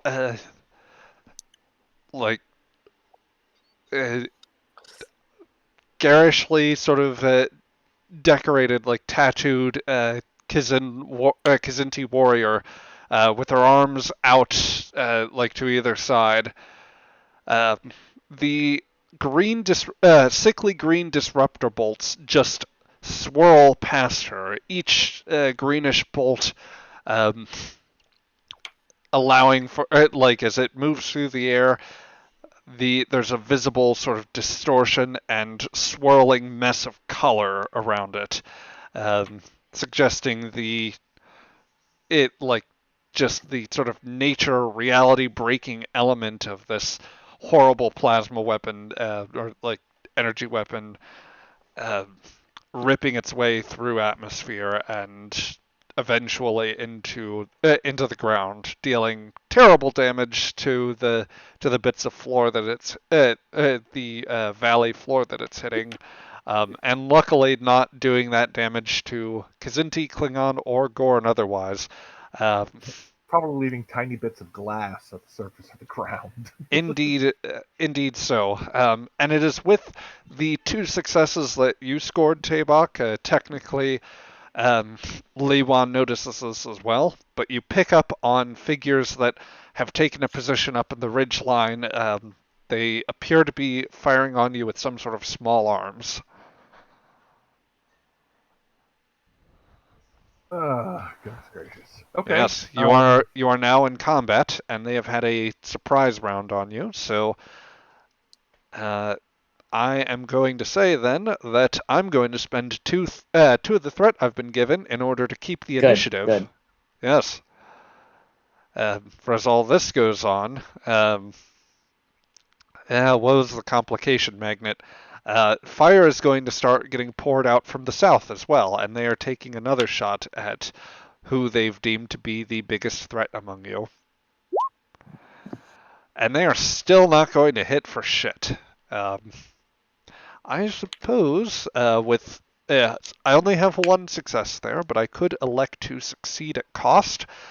I am going to say that in order to score a hit, one Klingon is going to start, or rather, figure their.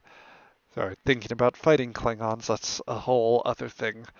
One figure is going to break from cover and start moving down the hill, little regard for the safety of the circumstances, but he's going to start just firing away with the small arms, and one of those shots is going to connect with Woe, Uh-oh.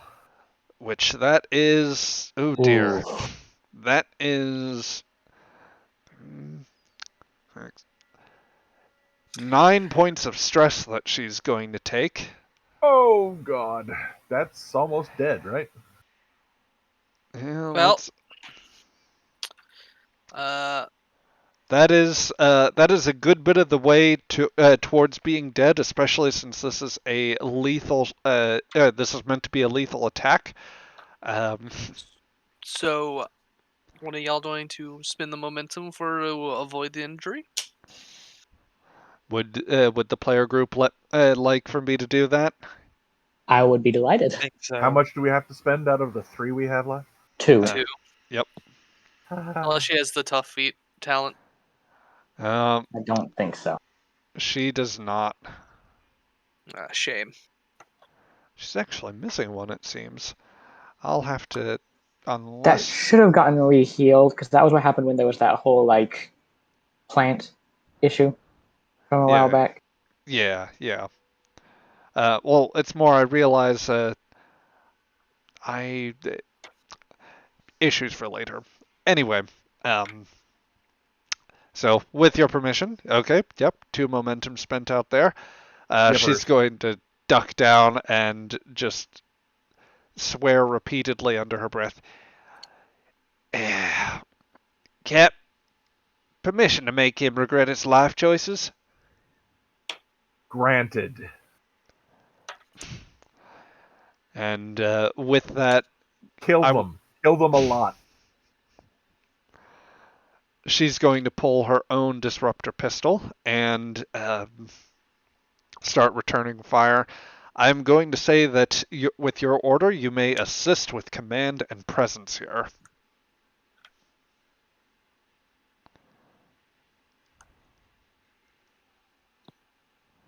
So I'll give her the initial roll. 2 successes. That'll be enough to hit. Tabak, you can roll Am I rolling command one and die? yes, since you are rolling for an assist, it is only a single die.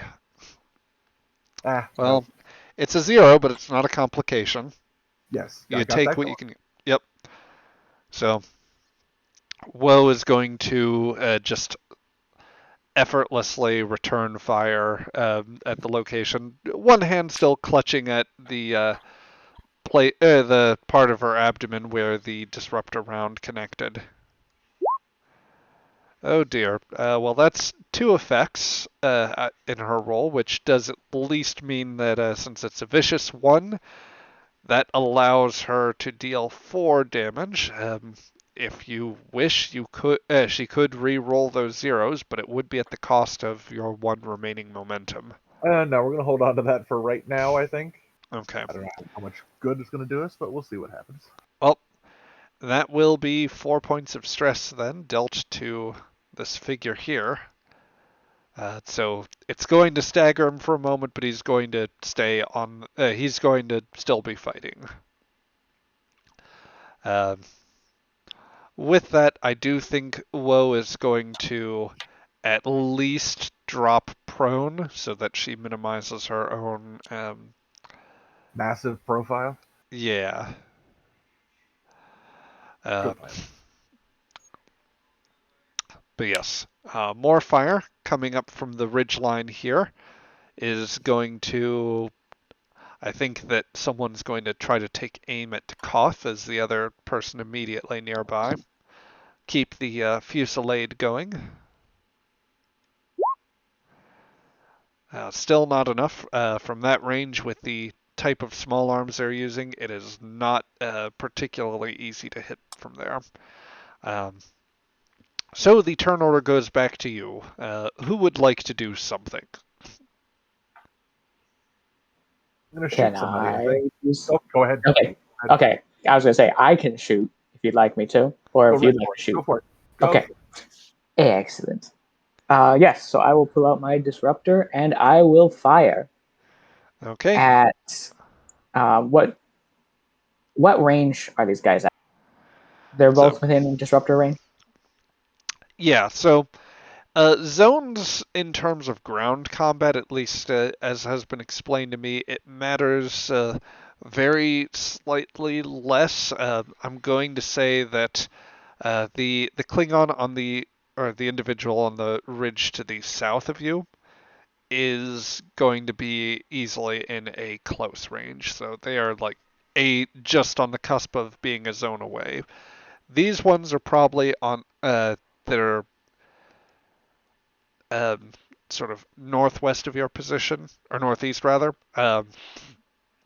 They are probably skirting just towards a sort of medium range. They aren't really taking that much increase in difficulty to that. Gotcha. I see one person to the south and three people to the northeast. Yeah. So I'm going to be firing at the northeastern group. Okay. I'm going to use my maneuver to aim. Or your minor action? Minor action, excuse me, yes. Okay. Then go ahead. My focus and personal combat. That will apply here. All right, that is 2 successes there. So you are going to hit one of the individuals taking a shot in that group. Go ahead and roll for your disruptor damage. That is 5 effects, and that is I like because this. each of those is individually counted as 1 point of damage, plus with the effect of your disruptor being vicious 1, that is going to be 10 points of stress. So Oh, let me nice. double check here.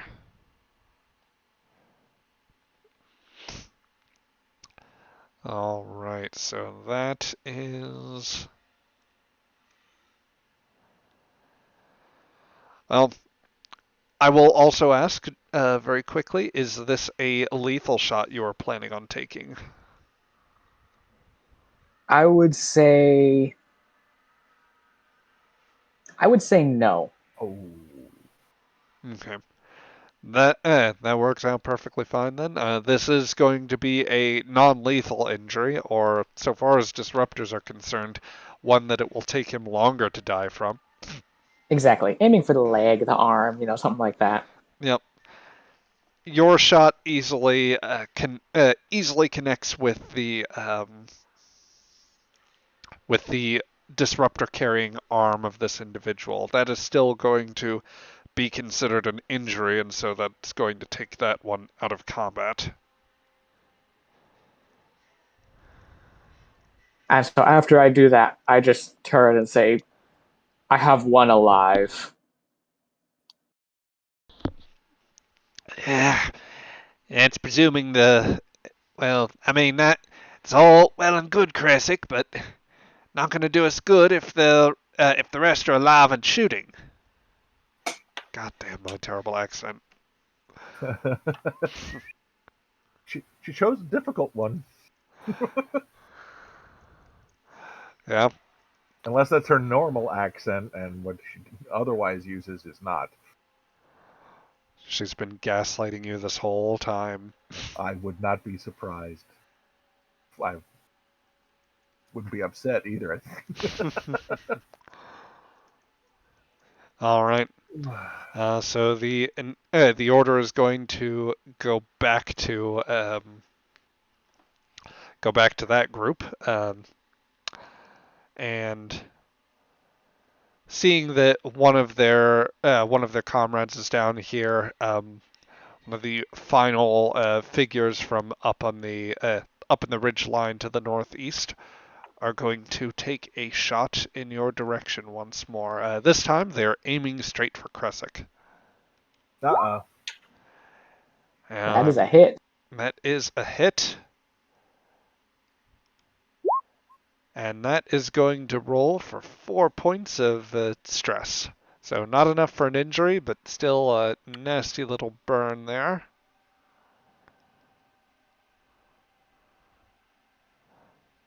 Or actually, rather, Alright. that is an effect with Vicious 1, so that is 5 points of stress.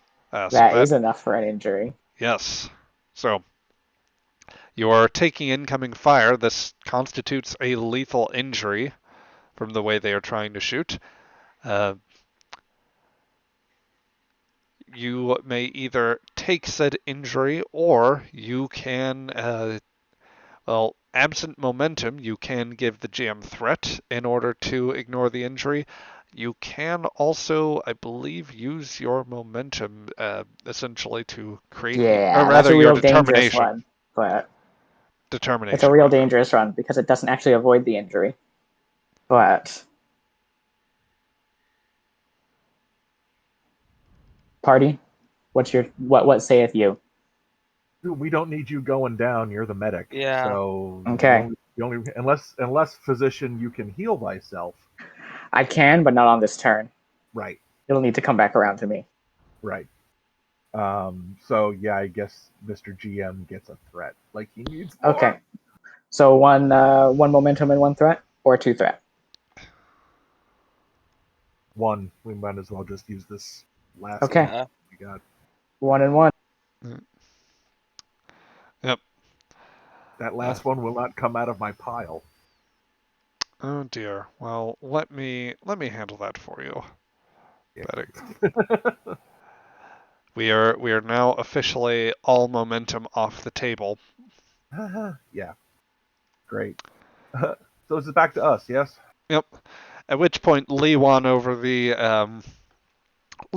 is unarmed, looks at the bunch of you and says, "Captain, I know that this is kind of the objective we're here for, but I think it's sturdy enough to take disruptor hits if you don't want your people being shot up."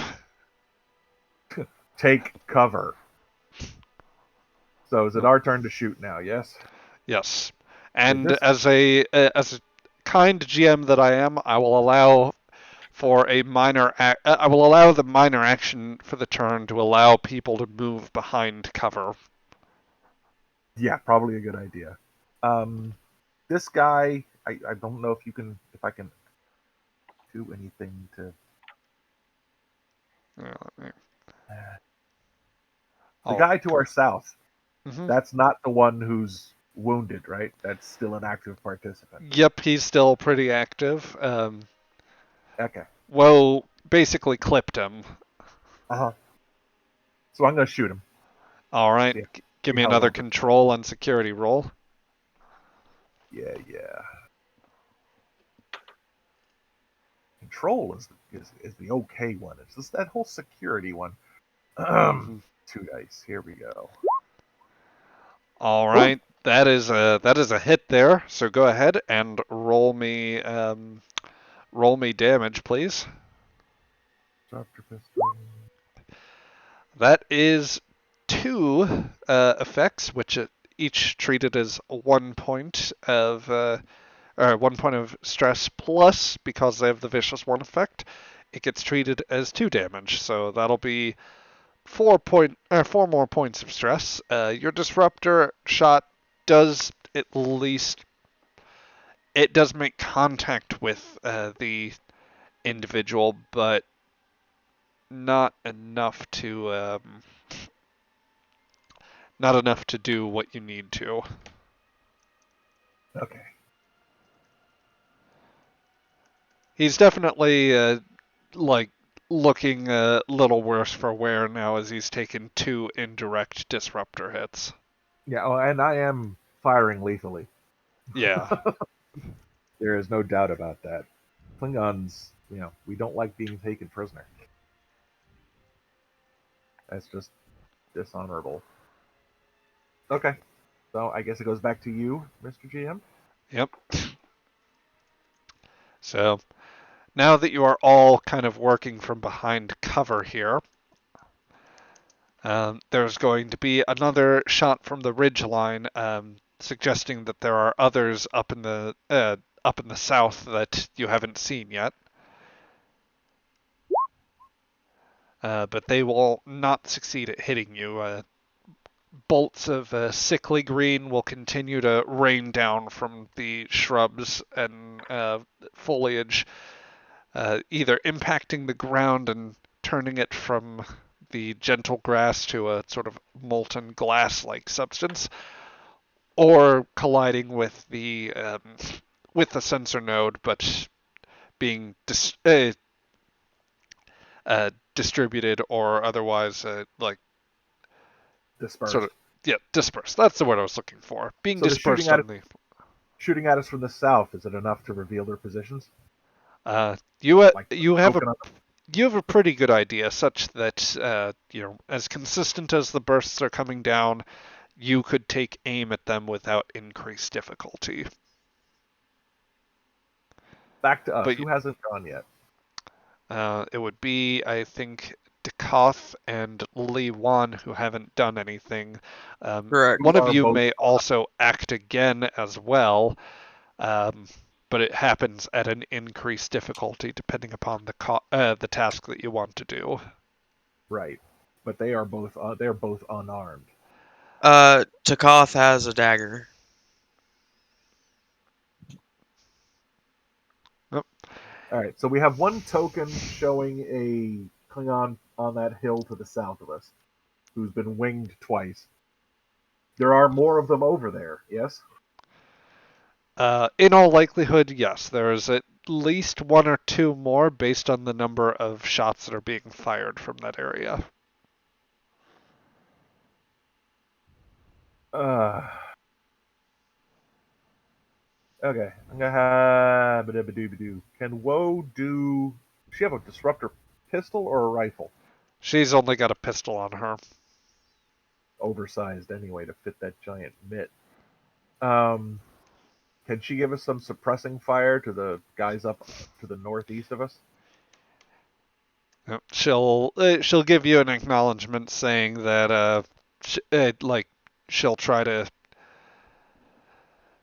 give you as much cover as she can. Keep their heads down. Yep. So that's back to you then. Yes. If you wish for her to attack, she will make the attempt, and that will Yes, be please. with control and security here. The difficulty for her to do this does increase to 3, however.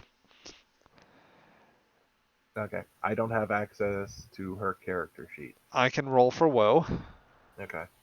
I will ask, however, are you aiming for her to do this to hit somebody in the forest line, or are you just using it to try and... do you want to have the effect of just slowing down the rate of fire in general from the trees? Or, create some Uh, sort of advantage, basically? it is. It's suppression fire. If she can hit anybody, all the better. But right now, I want them to keep their heads down and Okay. stop shooting at us for a second or 3. So this will be another control security. It'll be difficulty 3 to basically I'll add I will allow this I'll treat this as more of a create an advantage scenario, but where instead you can elect to either increase their complication range, that is to say if they do try to poke their heads out to fire, then a complication allows them to get shot, or I will just increase their difficulty for the task there. No, it's only a one or the other, huh? So yeah, just make it harder for them to shoot us then. Okay. That's I think a little bit more important. Okay. Woe does not succeed at with only 1 success. You may elect to have her succeed at cost if you so wish. Oh yeah, you're only at 8 threat. Yes, yes. Why not give the GM more? No. No, Fair, thank you. fair enough. Woe continues to clutch at her side, where the disruptor has burned a nasty little hole in the armor, the outfit that she's wearing. Still gently cursing under her breath with each trigger pull. Um, the Klingon here, or individual, god damn it, I keep making the mistake. They seemed, however, to have just gone into this with complete reckless abandon now. They've been clipped twice as they've made their way down the hill, and they seem to have just lost all sense of self-preservation. So I am going to allow them to move. They're going to move closer to you, and they are going to actually seem to pull some sort of nasty-looking blade out from like under the sort of flowing cloak-type outfit that they're wearing. Oh, Uh, so we can even see their faces. Now they are completely obscured. How tall is this guy? Um, about as tall, or if not a little taller than you. Okay, and the nasty chunky blade he just pulled out, is it of Klingon manufacture? Hmm. From what you were seeing from As it, well, when I say of Klingon manufacture, I mean, is it a traditional? Is it one of the traditional Klingon hand-to-hand weapons? I'll ask for one insight and security roll that I will treat as outside the normal turn order. So this is something you can just roll for this. No, never mind. Oh, I was going to Never mind. say you could make that a standard 2d20 roll, or rather, Oh, you could roll 2d20s for it. I'm all more right. saying it's outside the order. Never You, mind. just terrible. Yeah, it's terrible. I have no freaking clue. No, I'd say that you would recognize the blade with a difficulty one, but that we have to rule on how that complication is going to work out first. Narrative or threat? Narrative. Oh, I don't want to give you any more threat. You're the killing us soon. the complication I'm going to rule is that as this individual closes, you realize at first it's not a very familiar weapon, but no, it strikes you that it is in fact in the style of a mek'leth, but not one you're used to seeing. Whereas most of them are more mek'leths have that sort of longer but rounded blade-like element, the sort of miniature scythe type sort of thing. This one seems decidedly more hooked and pointy in nature. Yep. Okay. Gotcha.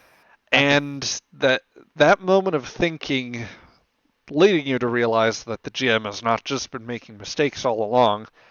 This may be a Klingon that approaches you. Maybe. That the gears turning in your head is just enough to put you out of your mind for a moment when you realize he's actually running very fast and making a very quick approach. He's meaning to engage you in melee combat.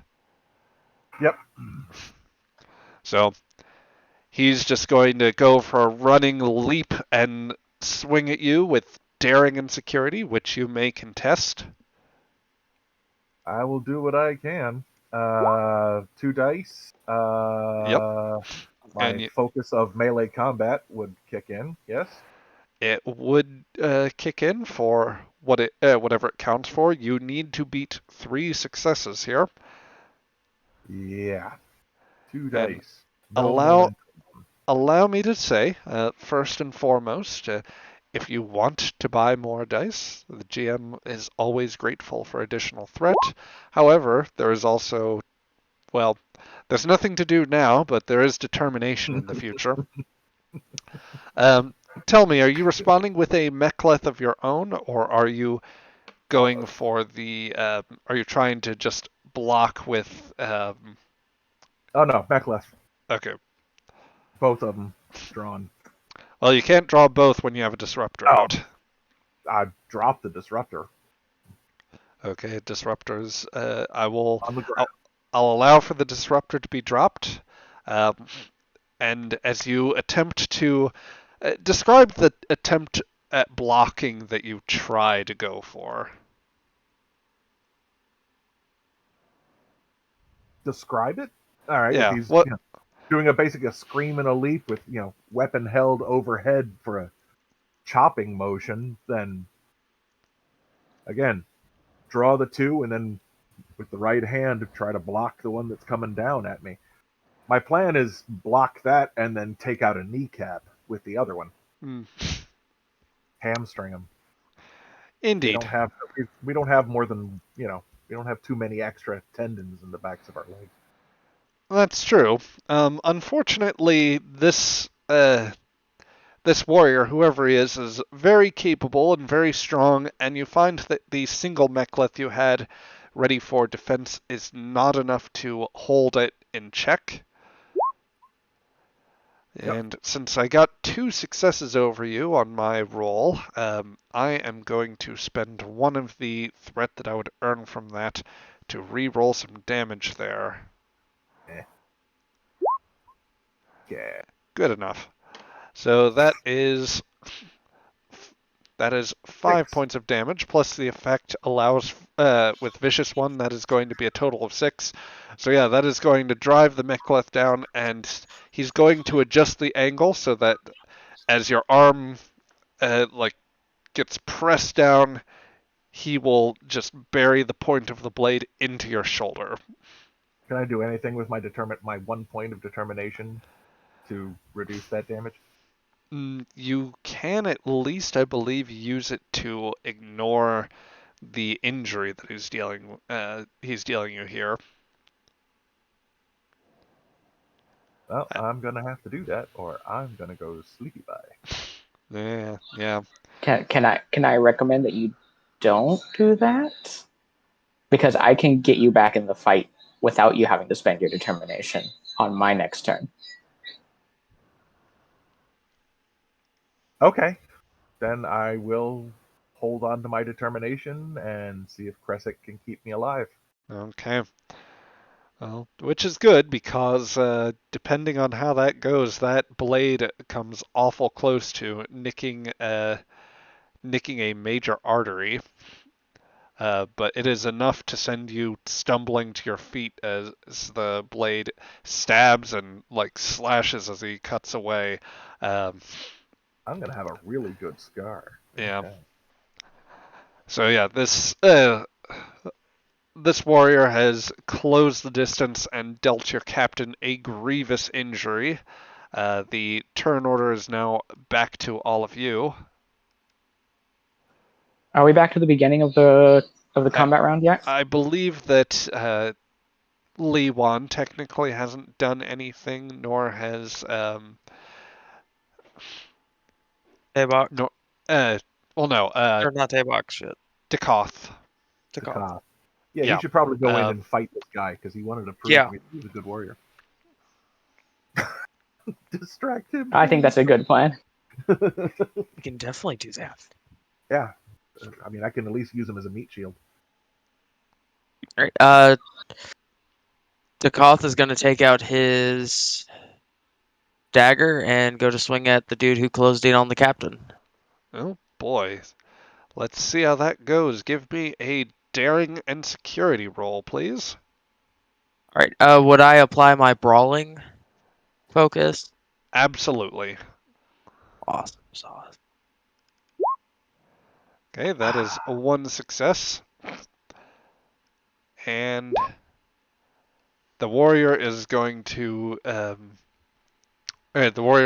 meet your attack with a block with their blade, and these are smaller blades, of course, but basically you are kind of fighting to an impasse here on this, where you kind of have the initiative. you've got this warrior's attention, and that'll momentarily keep him busy. And let's see. I think with that, there would be one more attack that happens from here. So I think they will let's see.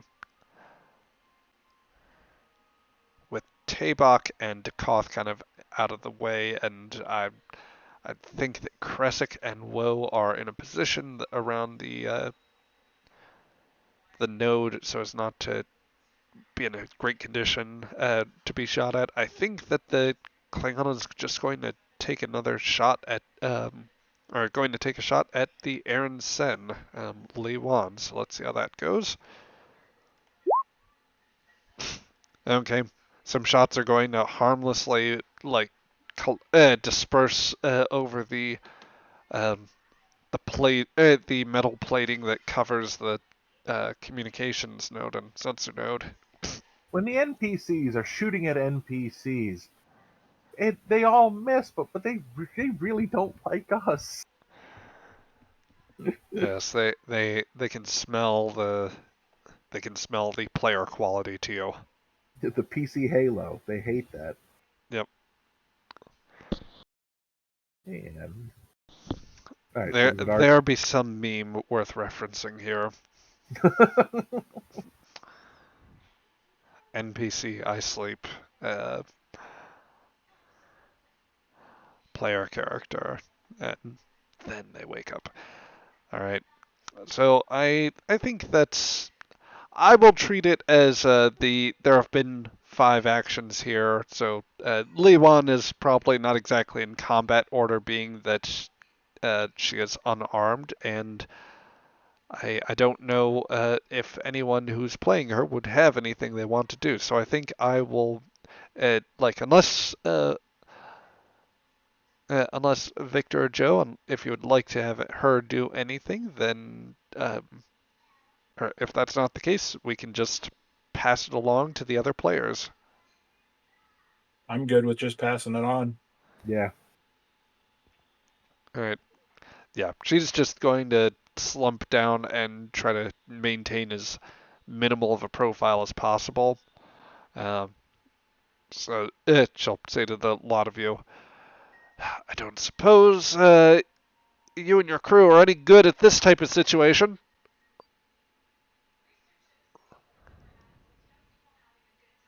I'm not answering her.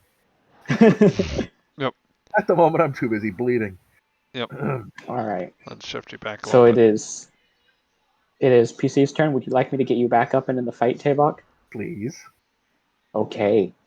So I'm going to walk over to him and I'm going to pull out my nice little revolver of cocktails, switch it to the Klingon one, stab him with that, and I'm going to do a first aid task on him. Okay. So, if memory serves, with a first aid task here, that would be just going back to my ground tasks here. First aid would entail a daring and medicine task with a difficulty of 1, and success allowing for the character to be stabilized and not die at the end of the scene. Correct. And I have the stimulant shot talent, which says that when I do that, I may get them back into the fight right away without spending momentum. And he will recover stress equal to twice my medicine rating. Spectacular. Oh, nice. I'd imagine my emergency medicine or pharmacology focuses would apply. Exactly, yes. Of course. That is 1 to success, and that is a complication there. Oh dear. Of course. Narrative or the threat? in my eye. You're not supposed to jab the needle in my Um. eye. Give him the damn threat. Yeah. Take the threat. We've had enough narrative complications going on. Oh dear. We were that. I'm not gonna lie. I was about to say that Tabak got the Kazinti shot there. I know. Woe's personal That's what you were cocktail. about to say. Oh dear. I don't even want to guess what's in that. You don't. You really don't. So yeah, the GM will take some threat, and Tabak, you as the cocktail sets to work, um, your you feel the world like the world momentarily kind of drifted out of focus after the fairly staggering blow, but it comes back with a vengeance, and so do you. Uh-huh. Did you see the Batman when he's having that big fight up in the scaffold? He Yes, just jabs exactly. his thigh with that thing that's supposed to be adrenaline.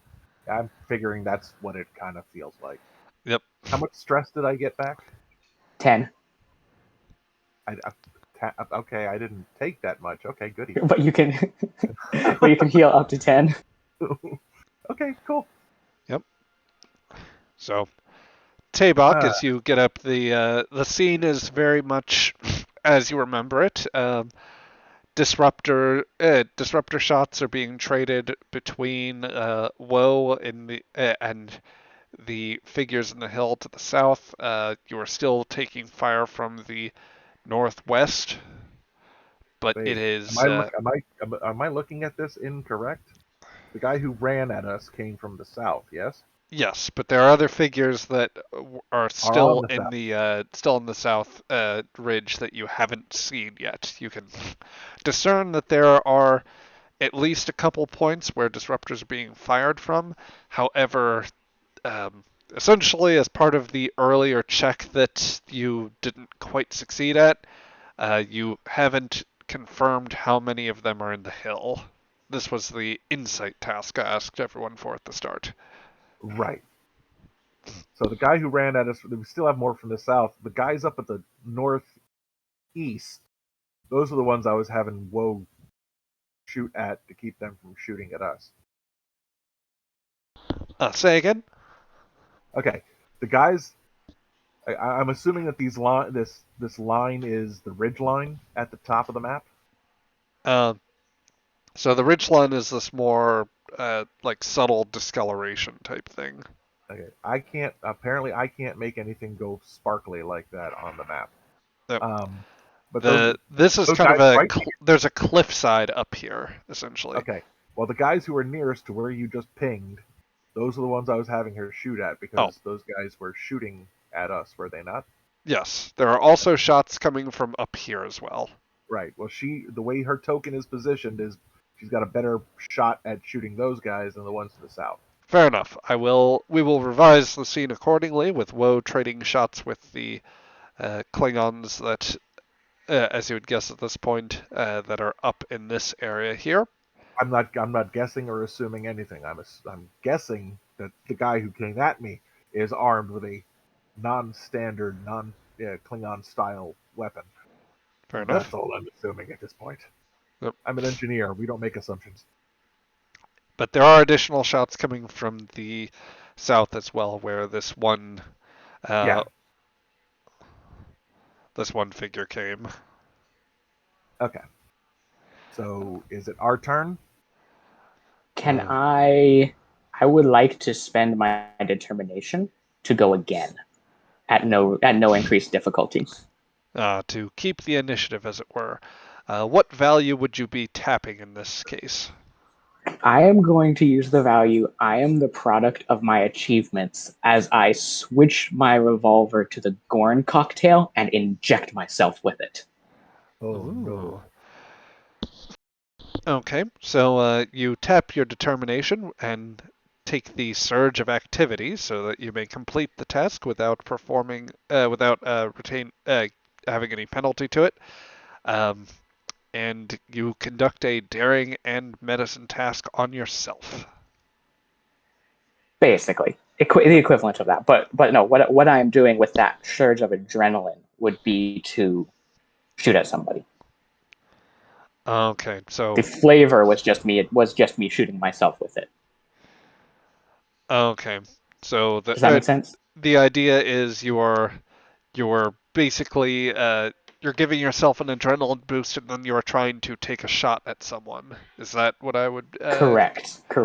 Okay. Correct. So that'll be a just another control and security roll without any roll to the injection there. I'm going to say that it's not done at any special advantage, but oh boy, does it Agreed. look cool. Exactly. It was going for flavor. And then I'm going to use my minor action for this turn to aim.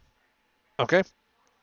Are you targeting the group that you are certain of in the northeast, or are you aiming south towards one of the I am still disrupted groups? aiming. I am still aiming northeast. Okay. So I'll remind you, this one on this side has been. This Put was to the first sleep. one you had hit, yes. These two are still firing. Oh, that would be control and I. security for this. You may Oh re-roll. yeah, you're right. That is on me. Let me redo. Yep, sure thing. There's an incorrect roll for all those in the chat, and yet it did not change the outcome. There's But still I only a can roll. I can re-roll because I aimed. I can re-roll one of my dice. That is correct. So go ahead and re-roll one of those d20s there. I will presume the 0. Okay. I And tried. I uh, really did try. yep, the the sunlight reflecting off or like your tactical shield's trying to adapt for the ambient levels of light. Although you're not, say, staring directly into the sun, it's having a slight bit of difficulty. Or maybe it's just that you were a little overzealous with that dose there of the adrenaline, and the world is not quite snapping into focus the way that you would like for it to. In any case, the warriors up on the ridge there are going to return fire once more. And let's see how they do.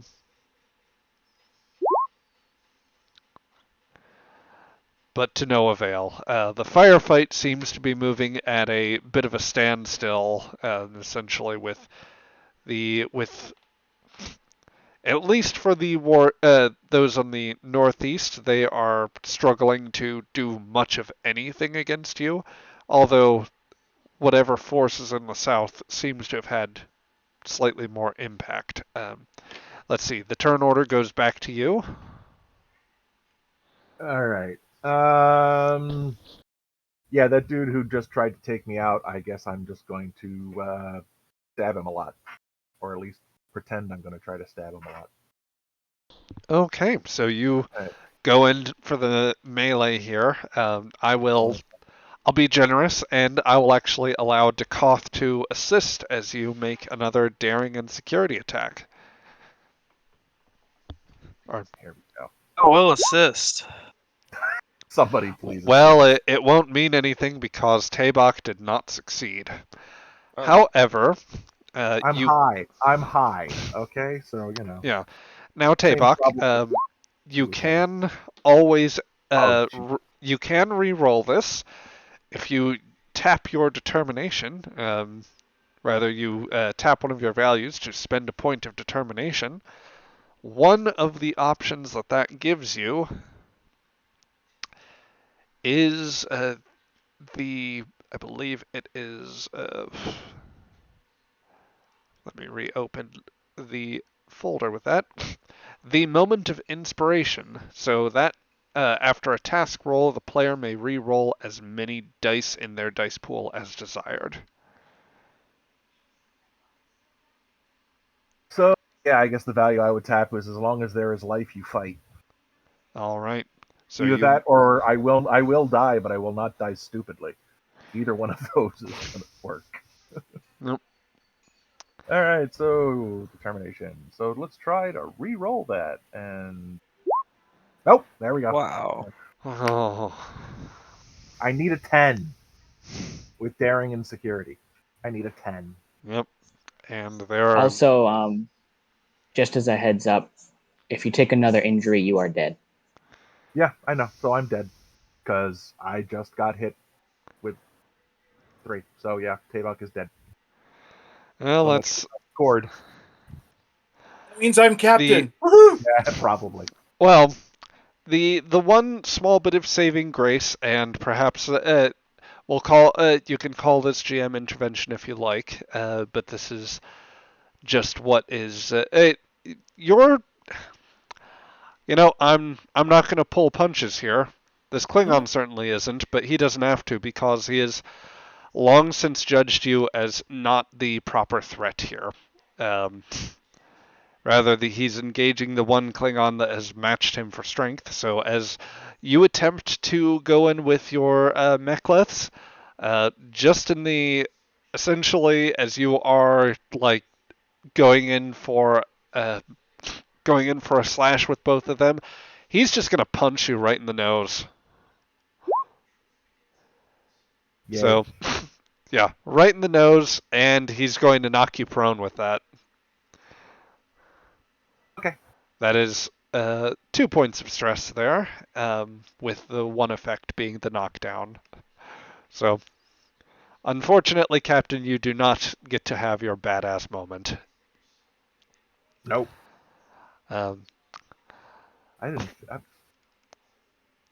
for the warrior that's engaging with Dakoth at present, the real fight, in their opinion, they are going to roll another daring and security task to make an attack on the eager young Kuha. Let's do it. All right. Oh, that's Yeah. daring and security.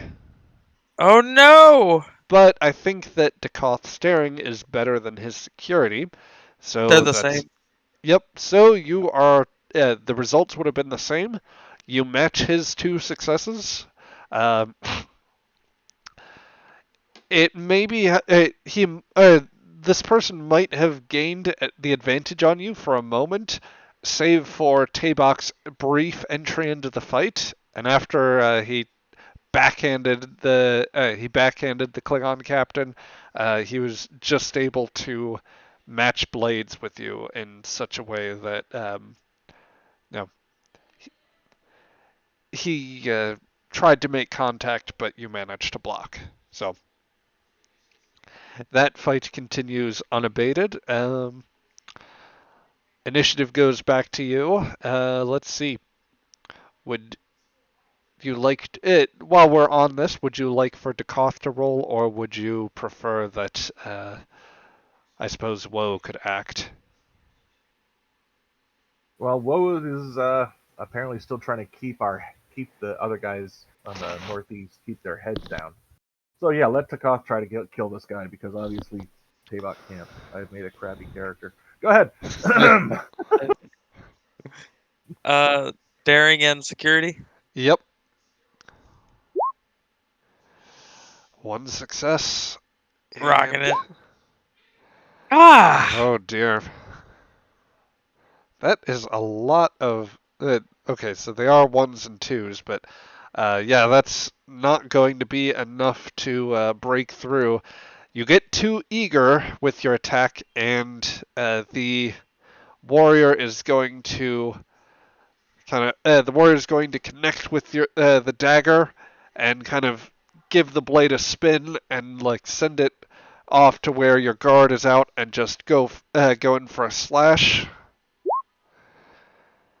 That is going to be 5 points of stress you take, which is enough for an injury as he just hacks away at your torso. Ah.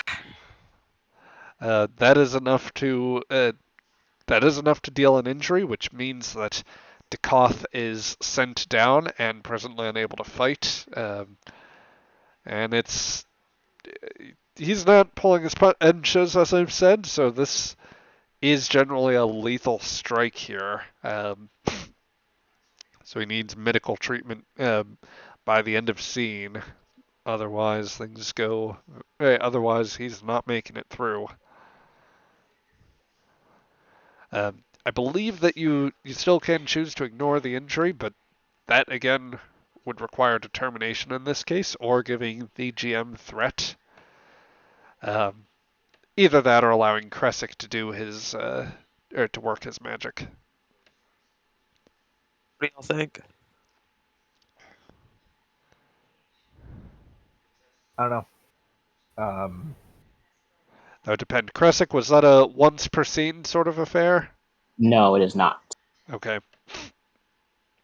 So, So keep him up. I guess keep him in the fight. We need him. Yeah. Those okay. guys suck. So we'll wait for that. Well, we'll wait for that to happen here. As this fight is going on, Leon's going to say, "I look if we stick around here, either that one's going to hack us to pieces, or one of those shots is going to get really lucky here in a bit."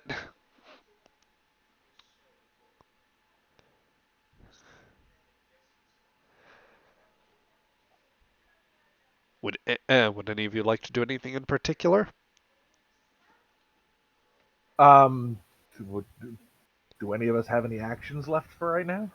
So Woe can still do something. Either you or Crescent could act again if you so wish. No. All right, fine. I'm gonna try to stab this guy who just, I'm gonna try to stab him again. I'm really I appreciate your determination, as it were. all I got. Oh, look at that! I actually hit him, unless he blocks me, which he will. Oh, let's see here. Yep. He does block, but it is not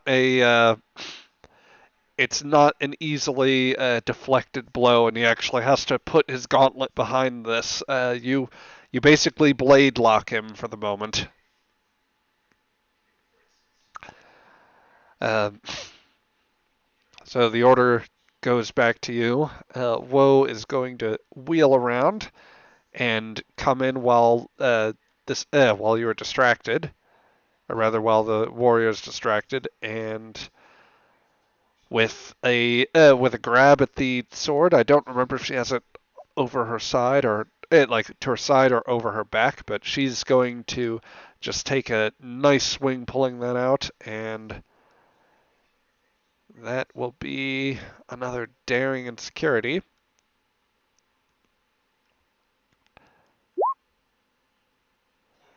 Hmm. Tabak, I will allow you to assist on this roll since you've already made contact with them. Uh, Still Six. daring insecurity, but only Yep. one die. Yep. Oh wait, I'm supposed to roll 2 dice there. It didn't matter. Yep, it did not. The blade lock is so effective that when Woe swings around, this man's unable to guard against it. So she's just going to hack away and deal. Let's see, that'll be 2, 4, 6, 8 points of damage. Yes. So the blade will just hack, and then she will hack in and then press back in with a stab upwards, very similar to how you aim to bring down what's his face, Captain Kalvak before, but with a much larger blade in this case. Uh, and as she withdraws, her blade will be stained with a deep purplish crimson. All right, so we got rid of that one. Yep, that uh, that figure's going down. All right, And what do we got? that is enough for murder. So, I should hope so. yep. Lewan looks to the display here and says, "If you can provide me a moment, I might be able to extract the file for us." Do what you can. All right. What else am I gonna say? Yep. Well, you'd say, "Sure, I'll help," or, you know, anything. She's way better at it than I am. Hey, this is engineering, not combat here.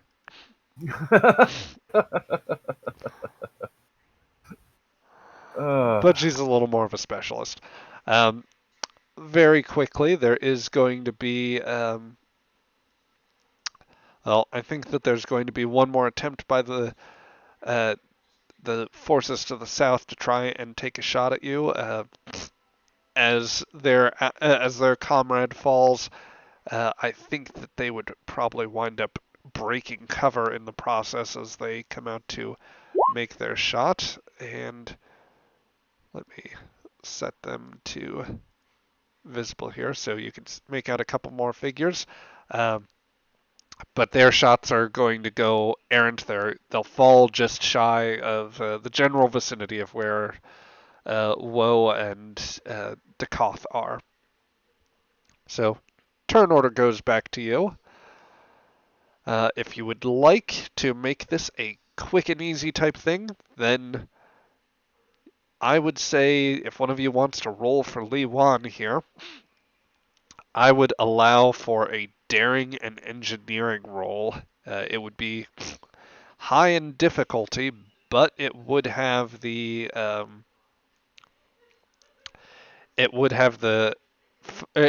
some of her focuses apply. We also have one momentum now, right? Because Yes, of you. the success. As a matter of fact, you would have two because Tabak also succeeded on the assist and Woe succeeded as well. That's a very good call. Allow me to add those real quick. Do we want to add one of those for an extra dice on this roll for her? That would Sure. be delightful. Yeah. Sure. Be a good idea. All right, go up to 3 dice. Yep. All right. Oh dear. Well, we have two Does her successes there. success does that success give us another momentum? Uh, you mean Li Wan's success, or were you Yeah. referring? No, Li Wan's success. Does that give us a momentum? Well, I believe I had stated it was a difficulty 3 task, unfortunately. So it is just shy. There is also a complication. Yeah. Let's sort out the complication first, real quick. Narrative or threat? I'd say threat for her. Yeah. Okay. Or do you want to go narrative? I'm fine with either. No, might as well just go with the threat. I will draw one threat. And I am prepared to allow you to succeed at cost here, if you so wish. Meaning what? Yeah. Another 2 threat? This I I mean, there's going to be will. some kind of complication usually. Yeah. I'm going to. I'm probably going to elect for something narrative related. Sure. Okay, so she's gonna struggle with something, and then just finally say, "Ah, to hell with this," and then pry open a panel, and rip out some sort of component that looks important. Um, Just okay. pour out the data core. Yep. I got what we want, Captain. But if we want to read this, then we got to get back to a place that with a half decent computer system, so I can fix this, and when we're not getting shot. Right. All right. So the guy who's next to us is dead. Yes. Oh, okay. I see the little Yep. skull and crossbones. Everybody, head for the guys on the hill to the south. Hey, Cap, you want us to run into fire? Is that what I'm hearing? Zigzag, damn it, zigzag.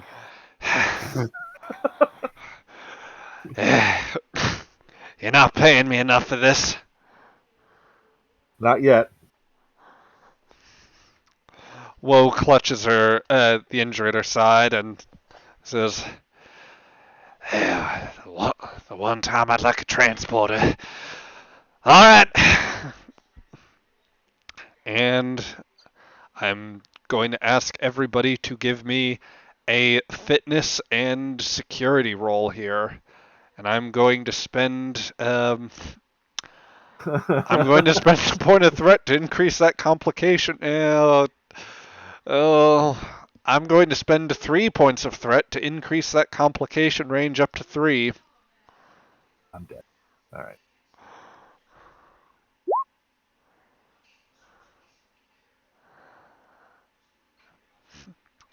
All right, so Tabak has 2 successes there.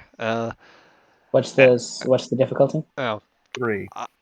oh no, the difficulty for this task I'm setting to 2. I've only increased your complication range on the roll to 3. Okay. Yep.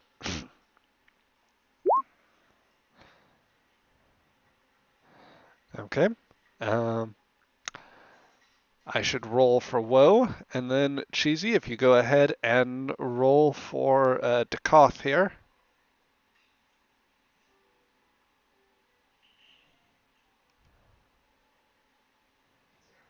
You said the complication range was 3? Yep. Okay. No focus. Wait, what? Yes, focus? Yes. Well, wait. Endurance? Yes, endurance would come into play here. Okay.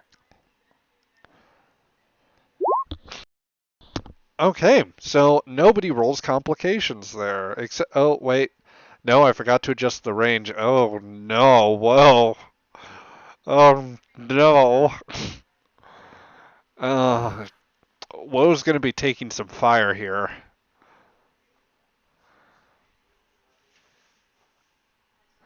So, the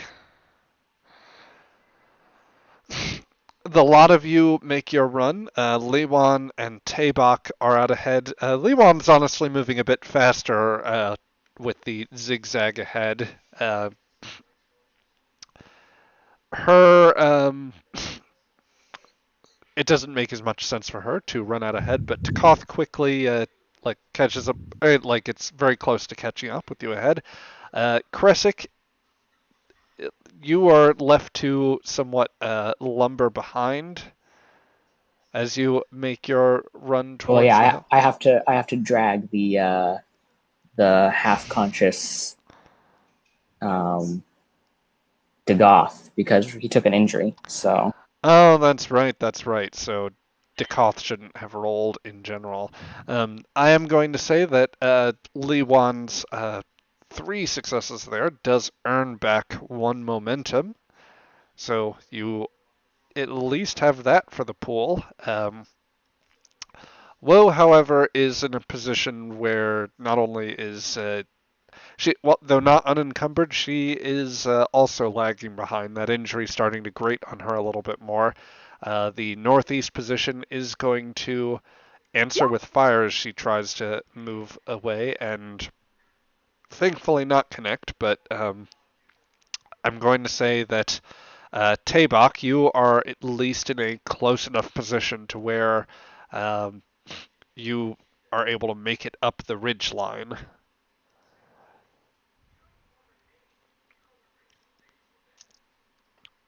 So Okay. I will say that the turn basically the way the turn worked, the complication allowed them to take their turn and take a shot at Woe. So the initiative is still yours. Are you just trying to run past them? Are you trying to engage them? What's your thinking here? I did say we were running towards them. We were going to charge them. Okay. So I guess I do. you go in for a tackle here. And they don't have a bladed weapon ready by the time that you close the distance. You move in with as much fury as the other warrior did charging at you, so I'll say give me 1 daring and security here. Okay. Nope, I missed. Oh dear. Yep, nope. Well, the the other one here is going to take another. They're going to attempt to block you here, and yes, they're at least going to succeed enough to block, and they are going to take the opportunity to move back a little bit. They're not. They've kind of because they weren't ready for your attack. They don't get a chance to get to their blade. They also don't necessarily like turn over the disruptor to be in a good position to bludgeon you necessarily, but they do kind of shove you to get a little bit of distance here. Um, and they are going to take this chance to actually just start moving a little further up the ridge and try to create a perimeter of some sort. I'll say as this continues, the rear guard essentially managed to make it up the ridge line as well. Uh, you can try to engage, otherwise you can try to continue the fight, otherwise you can try to just make a break for it. At this point, we just got to try to make a break for it and hope we can run faster. Okay. Give me one more fitness and security roll as you attempt to get away. And I will point out at this point there is 2 momentum in the pool should anyone decide they need that. Dekoth, on the other hand, is not able to use this. Complication range, is it still 3? I'm going to. I will not spend the threat to keep it up there, so it's just back down to 1. Tabak, while he was unsuccessful in engaging them, did do just enough to sort of baffle them in a sense.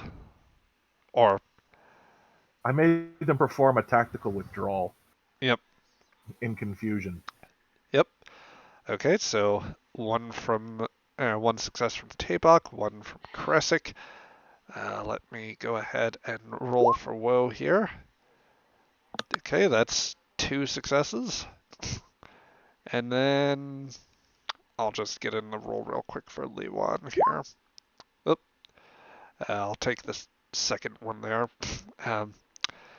So most are somewhat haggard and out of breath, but they are making their way further from that. The one lagging figure would be Kresic, who is carrying Dekoth at this point.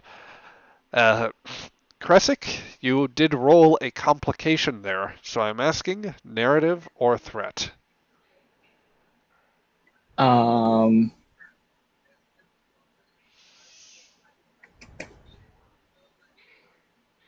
Just take the threat. Okay. And with this, as you manage to make your way further and further out, the disarray that was created by Tabok's little charge there still seems to have kept them from fully regrouping. So our our crew just continues their sprint away from the valley and back out to the fields, where bloodied and burnt they hope that they have some sort of clue as to the exact situation. But that, I think, is going to be a task for another day, so we are going to go ahead and stop here. I am going to go ahead and sign off for those that are catching this in the archive. First, thank you for joining us and catching us here. I hope that you enjoyed this little struggle that we had, and yeah, our players live to fight another day, if just barely. But until then, I hope that you will join us again next week, and yeah, we'll check you out later. Have a good evening. Later, Bye. y'all.